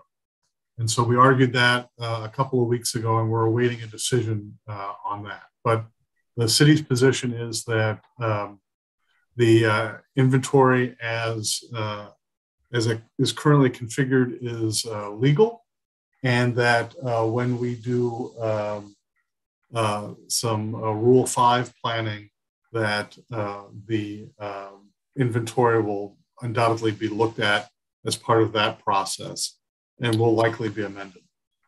Okay, so yeah, I appreciate that. My question wasn't whether it was legal, it was just sort of how up to date and accurate it is. And what you're indicating to me is that there will be a review or an update of it. Right, but I mean, to be fair, and Eunice can talk about the ins and outs of it. A Rule 5 review is a relatively extensive process that may rival our Salem process for complexity and time spent. Okay, let me ask another process legal question. Just hypothetically, there's a piece of property. People think that there's wetlands there, but it's not on the inventory. What happens if the city looks at it and actually decides that there actually are wetlands there? Well, so it's not just, whether there's physically wetlands there, it's whether or not the director has recognized that as being a wetland. And so, we do that evaluation at the time that the application is made. And so if it hadn't been designated as a wetland at the time that the application was made, then even though there might actually be something that would constitute a wetland, if it hasn't been recognized, then it wouldn't be considered a wetland for purposes of that process. I think Lisa's got her hand raised to add some more information to that, I believe. Yeah, I do. Thank you. And I just want to clarify that I think some of the testimony talked about creeks and some about wetlands. So the city has a wetlands map, but we don't regulate them. We send them to the state. And so if we have information that there might be a wetlands, we notify the state and the property owner, and then they go work with the state and work that out. That's not the same for creeks and waterways. So those two things are slightly different. I will say that all of those issues that were raised in that testimony are related to development. That's not what's before the commission tonight. So you're not, reviewing a future development proposal. Any natural resource standards that we have as far as tree preservation, wetlands, waterways, whatever they are, they apply no matter what the zoning of the property is. So that property has a zone today, it could be developed today, and those standards would apply. If you recommend rezoning it, those standards would continue to apply under the new proposed zoning. So, okay, I understand that. Just an observation is that it seems to me that it is a potential problem. I know it doesn't relate necessarily to this, but to find that there is a wetland there, but not be able to apply the fact that there's a wetland there because it's not in the inventory at the time of the application seems to me a potential problem. I have no idea how to address it. But for wetlands, we would send them to the state, and the state would determine if they think that there's a reason for, water present, it looks like it might be a wetlands, the state could require them to do a wetlands delineation. So that's not, the city doesn't control that. Yeah, basically, it's not within your purview. Right. Commissioner Goebel, you had your hand up and it's down. Should I go to you before I go to Commissioner Heller, or? I put my hand on because I wanted you to go to Commissioner Heller first, please. Okay, Commissioner Heller. Thank you. I just wanted to follow up on Commissioner Ika's question.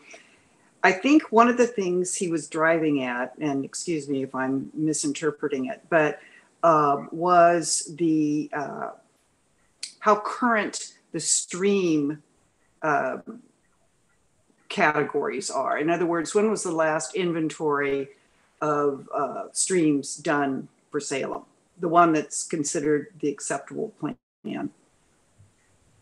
I'm asking anybody, staff, attorney's office. Go to Lisa or, yeah, Lisa. I don't know that I know that in the 90s, maybe, I think.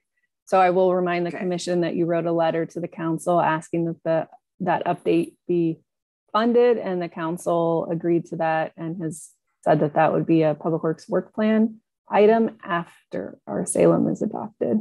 I think that was Commissioner Slater's suggestion. Yes. Yeah. And Yes. Yeah. Yep. So we'll get more information hopefully on that.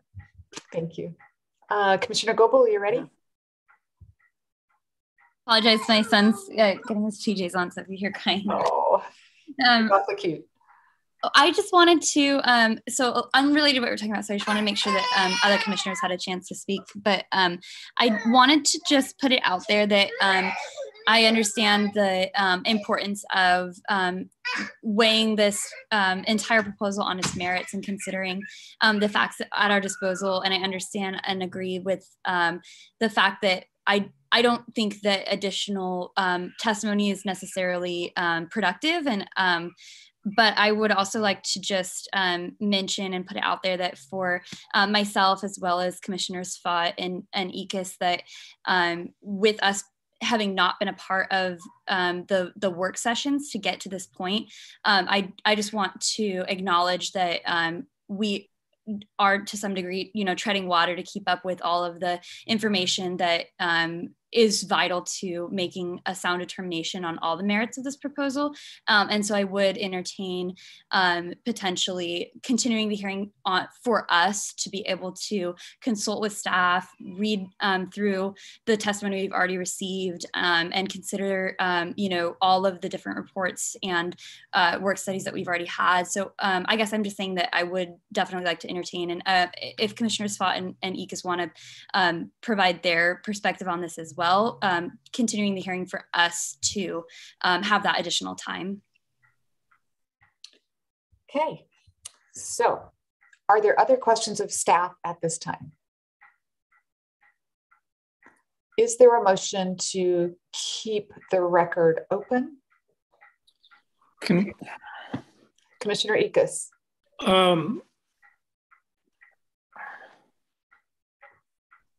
I support what was being said about some of us who are new. I'm wondering, but in my view, I see little value in keeping the public hearing open. I mean, we kept it open. We heard from a lot of people, some of whom simply repeated or reiterated what they'd already said. What I'm more concerned about is us having what may be a work session or being able to go through, I'm not sure what the plan is on vote, because we've got individual items that have come up. Yeah, I can address that. Okay. I think what will happen is if there's not a successful motion to keep the record open, then I will close the hearing. Commissioner Levin will make a motion, which will be kind of the overriding motion. And then at that point, we'll individually take motions to amend from whoever would like that. I will need a second to a motion. We'll discuss the motion and we'll vote on that motion. Then we'll go to the next motion to amend, if there is one, same process. And then ultimately we'll have the final vote of Commissioner Levin's motion as amended. Did I get that right, Lisa? Amazing. Does that answer your question, Commissioner Ickes? Yeah, I'm not familiar enough with our processes here. I was going to kind of suggest, what you're suggesting is that we don't go through the individual cases, individual requests for changes unless there's a motion. Correct. I guess I was kind of looking more for a process where we could go through some discussion of those individually and then ask if there is a motion, but I'm not sure that that's a necessary. To me, it may not be a necessary process because. Let's see how this way works. I think I've got confidence it might work, but we'll give it a whirl. Commissioner Levin. Couple of comments. The question about the state wetlands inventory, I work with that inventory pretty regularly as it relates to my professional real estate activity. And if I'm not mistaken, the last update by the state to that inventory was sometime after 2009. And it's updated roughly every 10 years. And it's very easy to go search the state wetlands inventory map online and bring up the information from the state of Oregon. And they even, in that, their website, they speak to some of the detail of what size of surface water observed triggers their identification for wetland. So that might help with some of the understanding of how the inventory is now and then where it's going in the future. And then as it relates to the question about, or the discussion about keeping the record open or continuing the hearing, I understand and respect Commissioner Goebel's comments about being relatively dropped into a very lengthy, in this case, multi-year information gathering and decision-making process, and then coming in at this point and having to do catch up. So I would take the opportunity for the purpose of discussion, because I feel comfortable moving on and making a decision today. But to give the other commissioners an opportunity, I would put it to a vote and I would make a motion that we close the hearing but keep the record open. And if there's a second on that, then we can discuss that. And then if everybody agrees and we get a vote, then we could follow down that path. Are you making a motion? I am making a motion. That was a formal motion. Do I get a second? I see Heller. Commissioner Heller seconded the motion. So the motion is to close the hearing and keep the record open. We have a motion and a second. Discussion on the motion.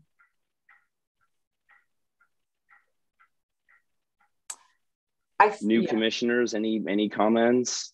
Do you feel like you need? I'm just sorry, and take up all this time. Just clarification as to what you think the process is, what we do next. So we will discuss the motion on the table, which is to. No, if the motion passes, what our next? If the motion passes, then we keep the record open. It says 7 days. Lisa, what's the 7 time to respond, time to issue, and then time. Oh, so it's legislative. So I think you can just pick a period of time to leave it open if you need more testimony when you receive the next meeting. My question was related to what do we as the commission do in terms of discussion, because I think that's what the motion was designed to do. We're open for discussion right now on that motion. Yeah, so I would, if I could jump in, I think the opportunity here is for each of us to weigh in and voice our opinions. So Commissioner Ickes, if you feel like you need more time to go back and read historical records and ask questions of staff, then you would want to vote in support of the motion to keep the record open so that that homework can be done.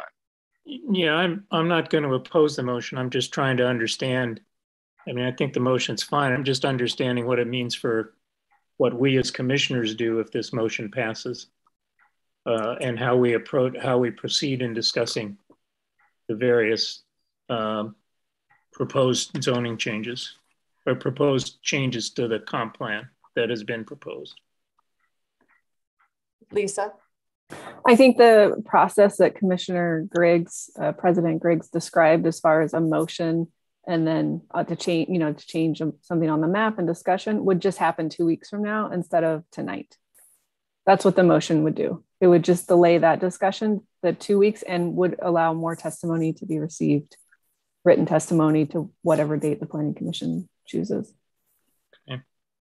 And so when we would come back in the 2 weeks, the hearing having been closed, we would then take a motion. Again, we're back to the overriding motion, and if there are motions to amend, then we would take those individually.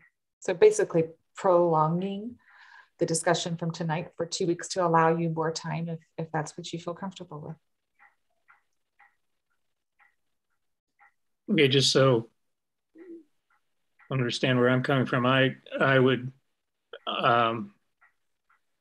be prepared to make decisions tonight, but I think the idea of, because there are so many different proposed changes to the comprehensive plan, that there may be value in just giving us more time to look at the individual instances. Let's hear from Commissioner Fott. Thank you. I just wanted to thank Commissioner Goebel for bringing that up. It is a great point and a lot of content to sift through so that we can make an educated decision. So I definitely would be in favor of closing the hearing, but keeping the record open so that we can dive a little deeper into the specific content and requests made. Okay. So we have a motion from Commissioner Levin, seconded by Heller. Are there any other comments before I ask Shelby to call the roll? Commissioner Levin? I think we need to, as a part of this, we need to also establish what the timeline will be as a part of the vote. I could be wrong, but can we get a clarification, Lisa? So the hearing would be the next commission date, which is April 19th. And I guess as part of your motion, do you want the record open for a week? And then the commission has a week to review that? Do you want people to be able to submit right up until 5 o'clock the day of the hearing? Or no? I see some no's. So 1 week before. If you get enough input on that one, Commissioner Levin, no.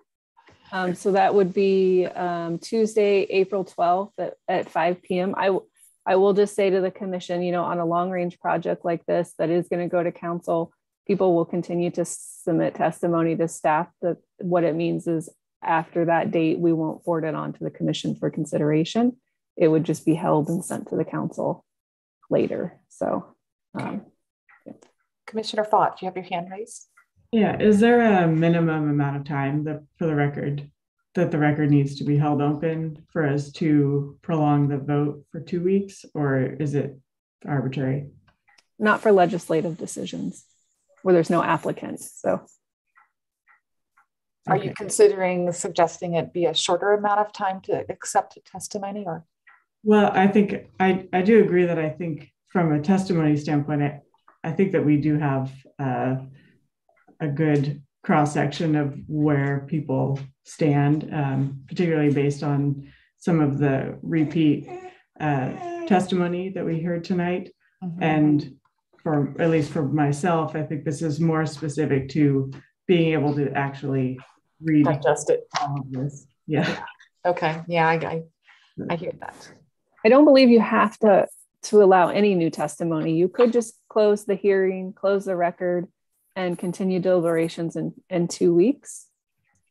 Unless Tom pops on to tell me I'm wrong, I don't think you have to. So it's really up to the commission.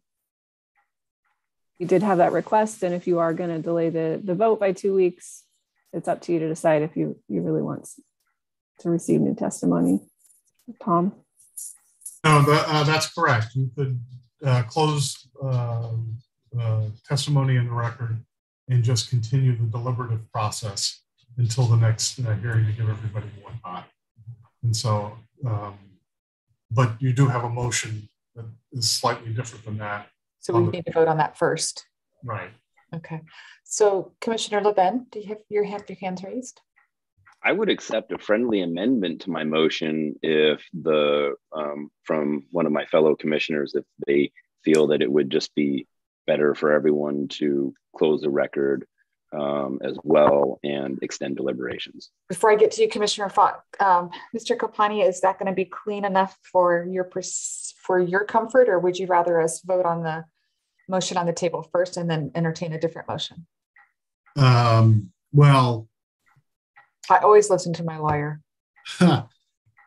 Yes, it would be better to do it to have a vote first on the motion, or yes, it would be better to do it that way and then speak about the new motion that's being contemplated.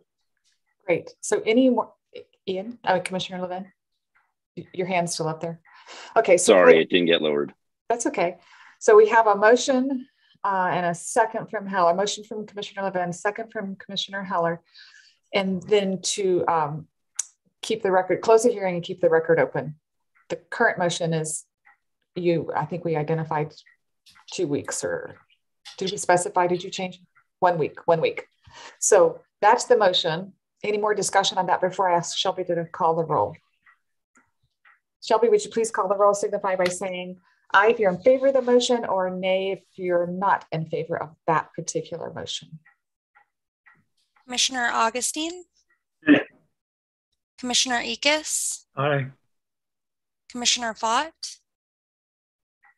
Nay. Commissioner Goebel? Nay. Commissioner Griggs? Nay. Commissioner Heller? Nay. And Commissioner Levin? Nay. So motion failed. Do I have a new motion? Commissioner Levin, I'm going to try it again. 3 strikes, you're out. Sorry, that just made me laugh. I would like to make a motion that we close the hearing and the record and extend deliberations for 2 weeks. Do I have a second? Second. Commissioner Ickes is our second. Discussion on that motion. Okay, I think that's pretty clear cut. Shelby, would you please call the roll and signify by saying aye if you're in favor of the motion, nay if you're opposed. Commissioner Augustine? Aye. Commissioner Ickes? Aye. Commissioner Fott? Aye. Commissioner Goebel? Aye. Commissioner Griggs? Aye. Commissioner Heller? Aye. And Commissioner Levin? Aye. Okay, thank you, Shelby. Motion passed. Moving on to special order of businesses, we have nothing, no information reports, no additional public comments. Lisa, for your planning administrator's report, please. Sure. I think the commission knows, but if not, Commissioner Copcho has resigned. So if you didn't hear that, he wasn't here tonight. He did submit his resignation last week to the mayor.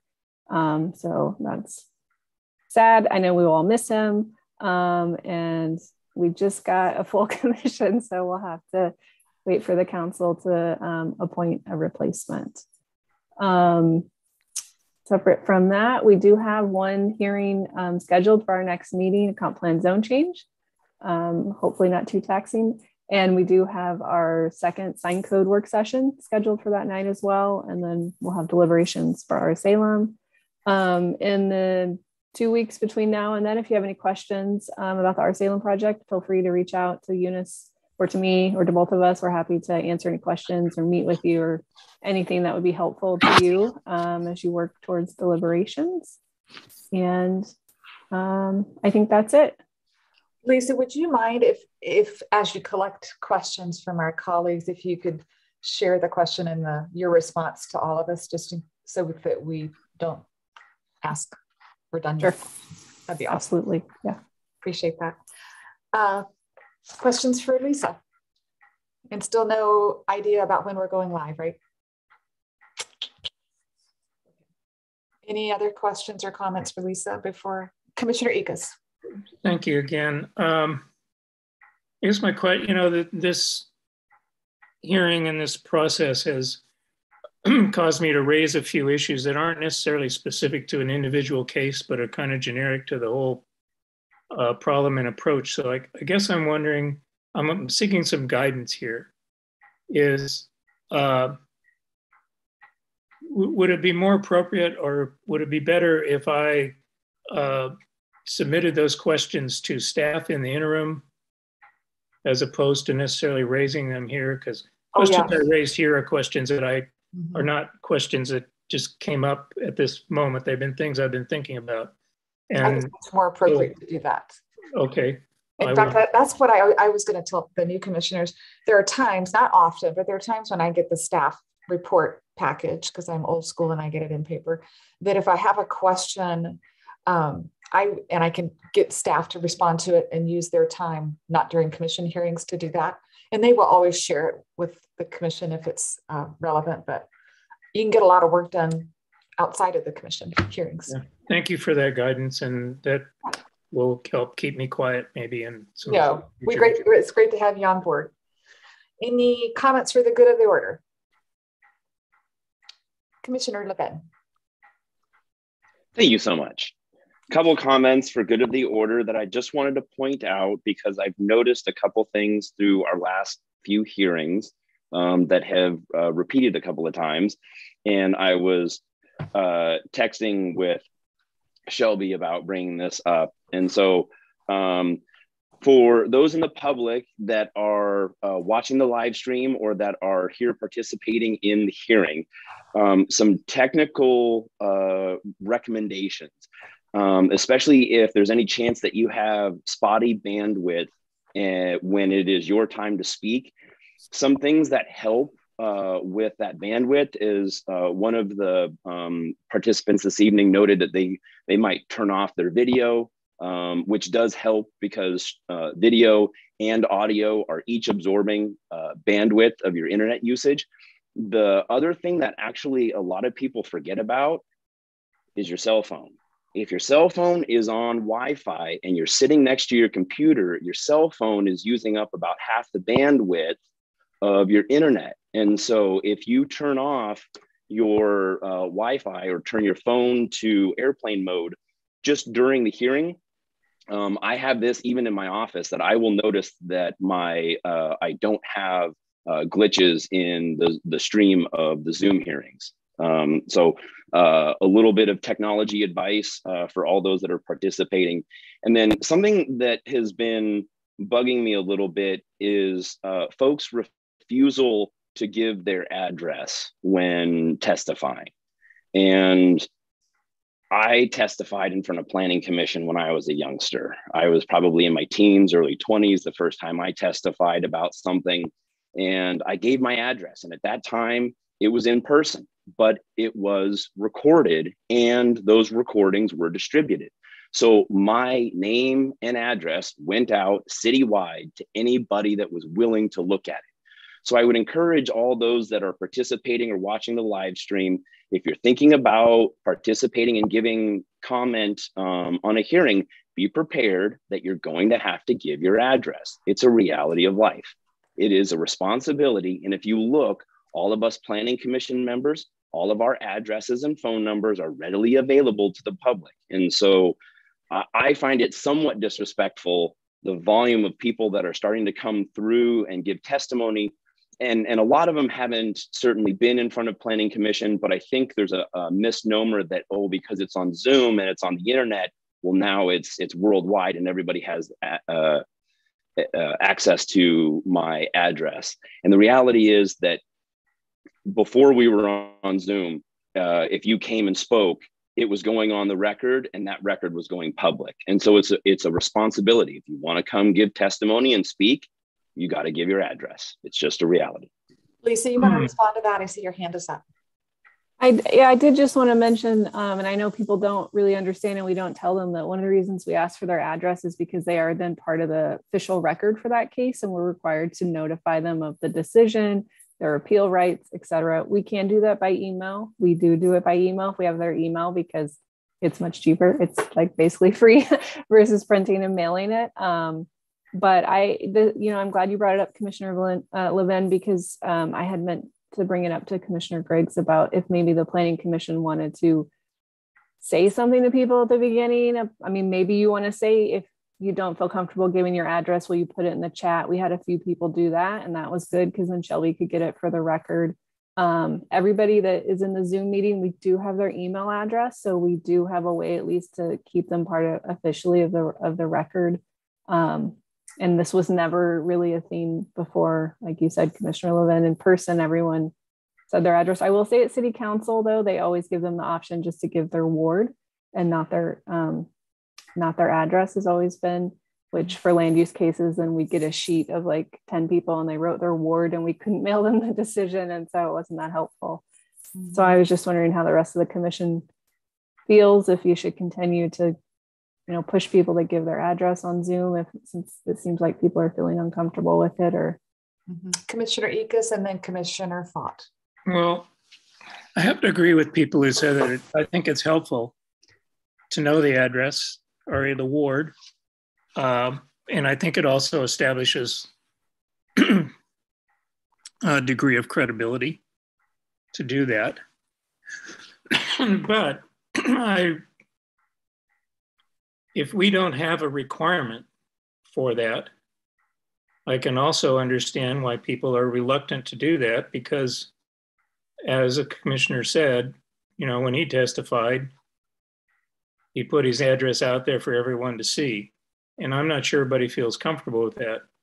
As a public official, as appointed public official in a public office like the commission, I expect the address to be out there. It's part of the accountability of the office. So the issue to me is whether or not we're going to require it. I'm fully on board with encouraging people to at least do the ward and preferably to give their address. But I think there's a difference between encouraging people to do that and requiring people to do that. Good point. Commissioner Fott. I think if we approach it as giving the option to place it in the chat or give their address verbally, that would eliminate the concern with sharing your address for anyone who's watching the live stream, and just reserve it for use of the city staff in sharing the decisions made.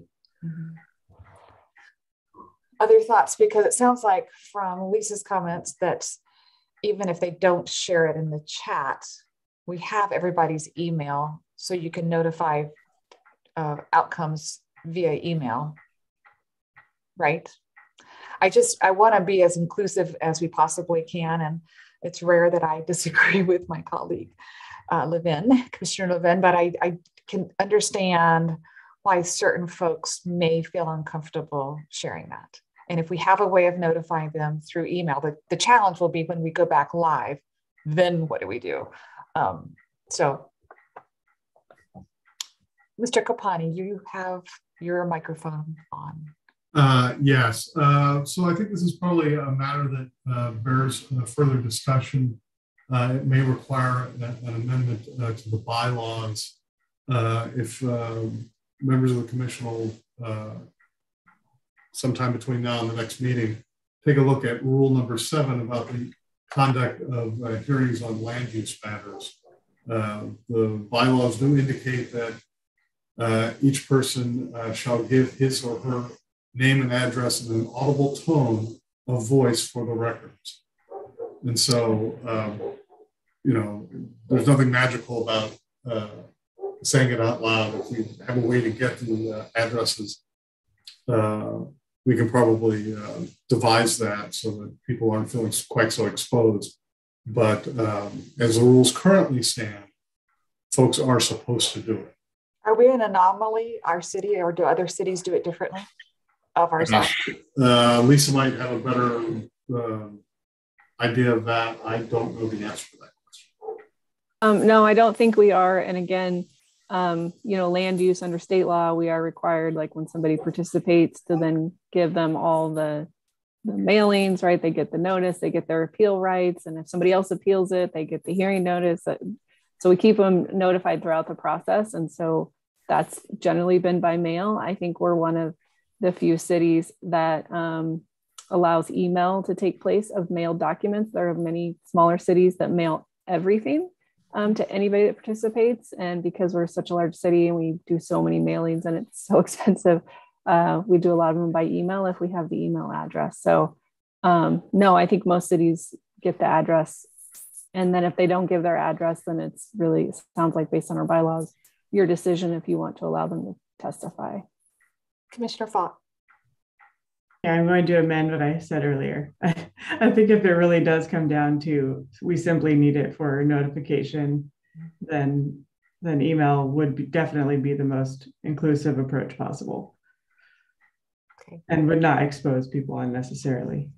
And I think I should do a better job at the beginning of the testimony section explaining why we're asking for either them to tell us their address or let us rely on email if that's the way we go. Commissioner Goebel. Yeah, I agree with you, President Griggs. I feel like just as an equity issue that there's a lot of reasons, you know, as far as houselessness or citizenship or a million other reasons why people wouldn't feel comfortable giving their address in a public forum. And so I would definitely support the consideration of amending the bylaw or, you know, otherwise just trying to in an attempt to make the Planning Commission hearings and testifying more approachable, I would definitely be open to considering that. So basically, make sure I capture this, Mr. Carpani, if we amended the bylaws to say that we would like either your address verbally for you to state your address, or put it in the chat, or let us rely on your email to communicate decisions. There'd be three, right? Certainly that would be a way to handle it. Just keep that's in mind, super inclusive. Right. Just keep in mind that, you know, regardless of the method of communication, that those addresses and names would be discoverable under the public records law. So we shouldn't lead people to believe that somehow it's going to be confidential. Okay. Because it wouldn't be. So if somebody were really, you know, intent on discovering some piece of information, they would be able to do it regardless of how it was supplied. So then would it be better just to say state your name and address for the record, or let us rely on emails and limit it to 2, because that would not be discoverable? I'm not sure. So either they state their name and address for the record verbally, or give us permission to communicate with them via email on any decisions on that case, because their email wouldn't. Is that a public record too? It would be a public record. So it's all going to be discoverable. So they're definitely, you know. Right. So there's no real, as far as a privacy standpoint, it's all sort of equally discoverable. Now, you know, the YouTube videos do live on the internet for anyone to see. And so they sort of hit the world a little differently than what we're suggesting. But my point is simply that they wouldn't be confidential. And so if people are concerned about exposing their address, regardless of how they do it, it would be exposed. Okay. Commissioner Levin, or Lisa, why don't you go first, Lisa, and then we'll go to you, Commissioner Levin. I was just going to say that the majority of the comments we receive on land use cases come by email, even though we mail out a notice, right, to everybody in 250 feet, and most of them just go to email and email it to us. And I think people are more used to their email kind of being out in the world, you know, like it's easier just to leave an email versus now somebody knows my house and like where to find me. We did have recently a case where somebody mailed in a comment in opposition to a subdivision, some not maybe positive comments. They were kind of on the nasty side, and they wrote their name and address at the bottom of their email. We attached it to the decision like we do with comments, and then it went out to everybody within 250 feet. So all his neighbors got his one comment with the decision, his name and address. And he was very angry with us that he thought it was confidential, that he was sending us his comments on this land use case. And so, you know, we actually changed our notice to say everything you send us is a public record and available to the public right on the top, so that people kind of understand. I mean, I still think people don't understand necessarily, but yeah, I do think though, just the idea that you're on YouTube, I forget that there's people watching, because later somebody will say something to me about a planning commission meeting and I'm like, what? Oh, you're at home watching? Did you watch till the end? Oh no, you know, it gets a little less formal. So I think people just get, you know, frightened for their safety, maybe, or not like feeling like they can say what they really want to say. They also have to tell everybody where to come find them. So, I get that. I mean, I understand that. Commissioner Levin. Yeah, I got a text message after the hearing about a month ago from somebody that was watching it on YouTube, and they said, "You sound a lot like your dad." And it was just weird to get this text message that said, and luckily I knew who it was from, but still I was like, oh God, I feel critiqued now. And for those that are the Zoom era, when hearings were held in person, they were recorded and they were distributed on CCTV. And thanks to the internet age, you can just go pull up and play those videos So it wasn't as maybe user-friendly as YouTube, but the information was still out there. Okay, other comments? Any direction you want to give staff on whether or not we need to amend the bylaws? Chapter or Rule 7. Commissioner Ekus. Well, I kind of like the idea of giving the email address as an option to stating it. I think that's the safest route. Yeah. But I do think when you're entering in this public debate that I don't object to a requirement of providing some information, obviously for the purposes of the appeals process and notification process. But I think an option other than the address of your home is something we ought to accommodate. Is anybody not in favor of changing Rule 7 so that it states either state your address verbally or we will rely on your email to communicate outcomes from the decision? Would that be okay, Lisa, worded that way, Tom? Something like that. I know you'll put it in. We'll wordsmith something. Perfect. The two of us. Okay. Sounds great. Does that need, we're not in a forum that we can actually do a vote. So it's just be a discussion item later. We can bring back a draft item then for the commission to consider. Perfect. Any other comments, Commissioner Ekus? One further thing, and my apologies again, but when I said before that I was willing to vote tonight, I was serious about that, and I was willing to. I did like the idea of postponing it, but I need to let people know that on the 19th, I will not be able to attend the full meeting. And so I'm wondering, I may send something out sort of explaining that I'm not able to be there, and maybe I'm not sure there's any issue that any amendment I'm gonna support, but I may send something out just to let my views be known. But I will probably have to leave the meeting. If we start at 5:30, I may have to leave at 6 or something. Okay. I don't expect that it will cause a problem with any votes, but I wanted to let people know ahead of time that I will probably not be attending the whole meeting, and that I will maybe send some comments out about particular issues, and maybe ask that if I'm not here to vote, maybe at least the comments could be read if a motion comes up that's relevant to it. Okay, or maybe we can share it with feedback from, email to the commission before the hearing, just so we have time to digest that. Okay, any other comments for the good of the order? What a night. If not, I will adjourn this meeting and we'll see you all in a couple of weeks. Take care. Thank you. Thank you, everybody.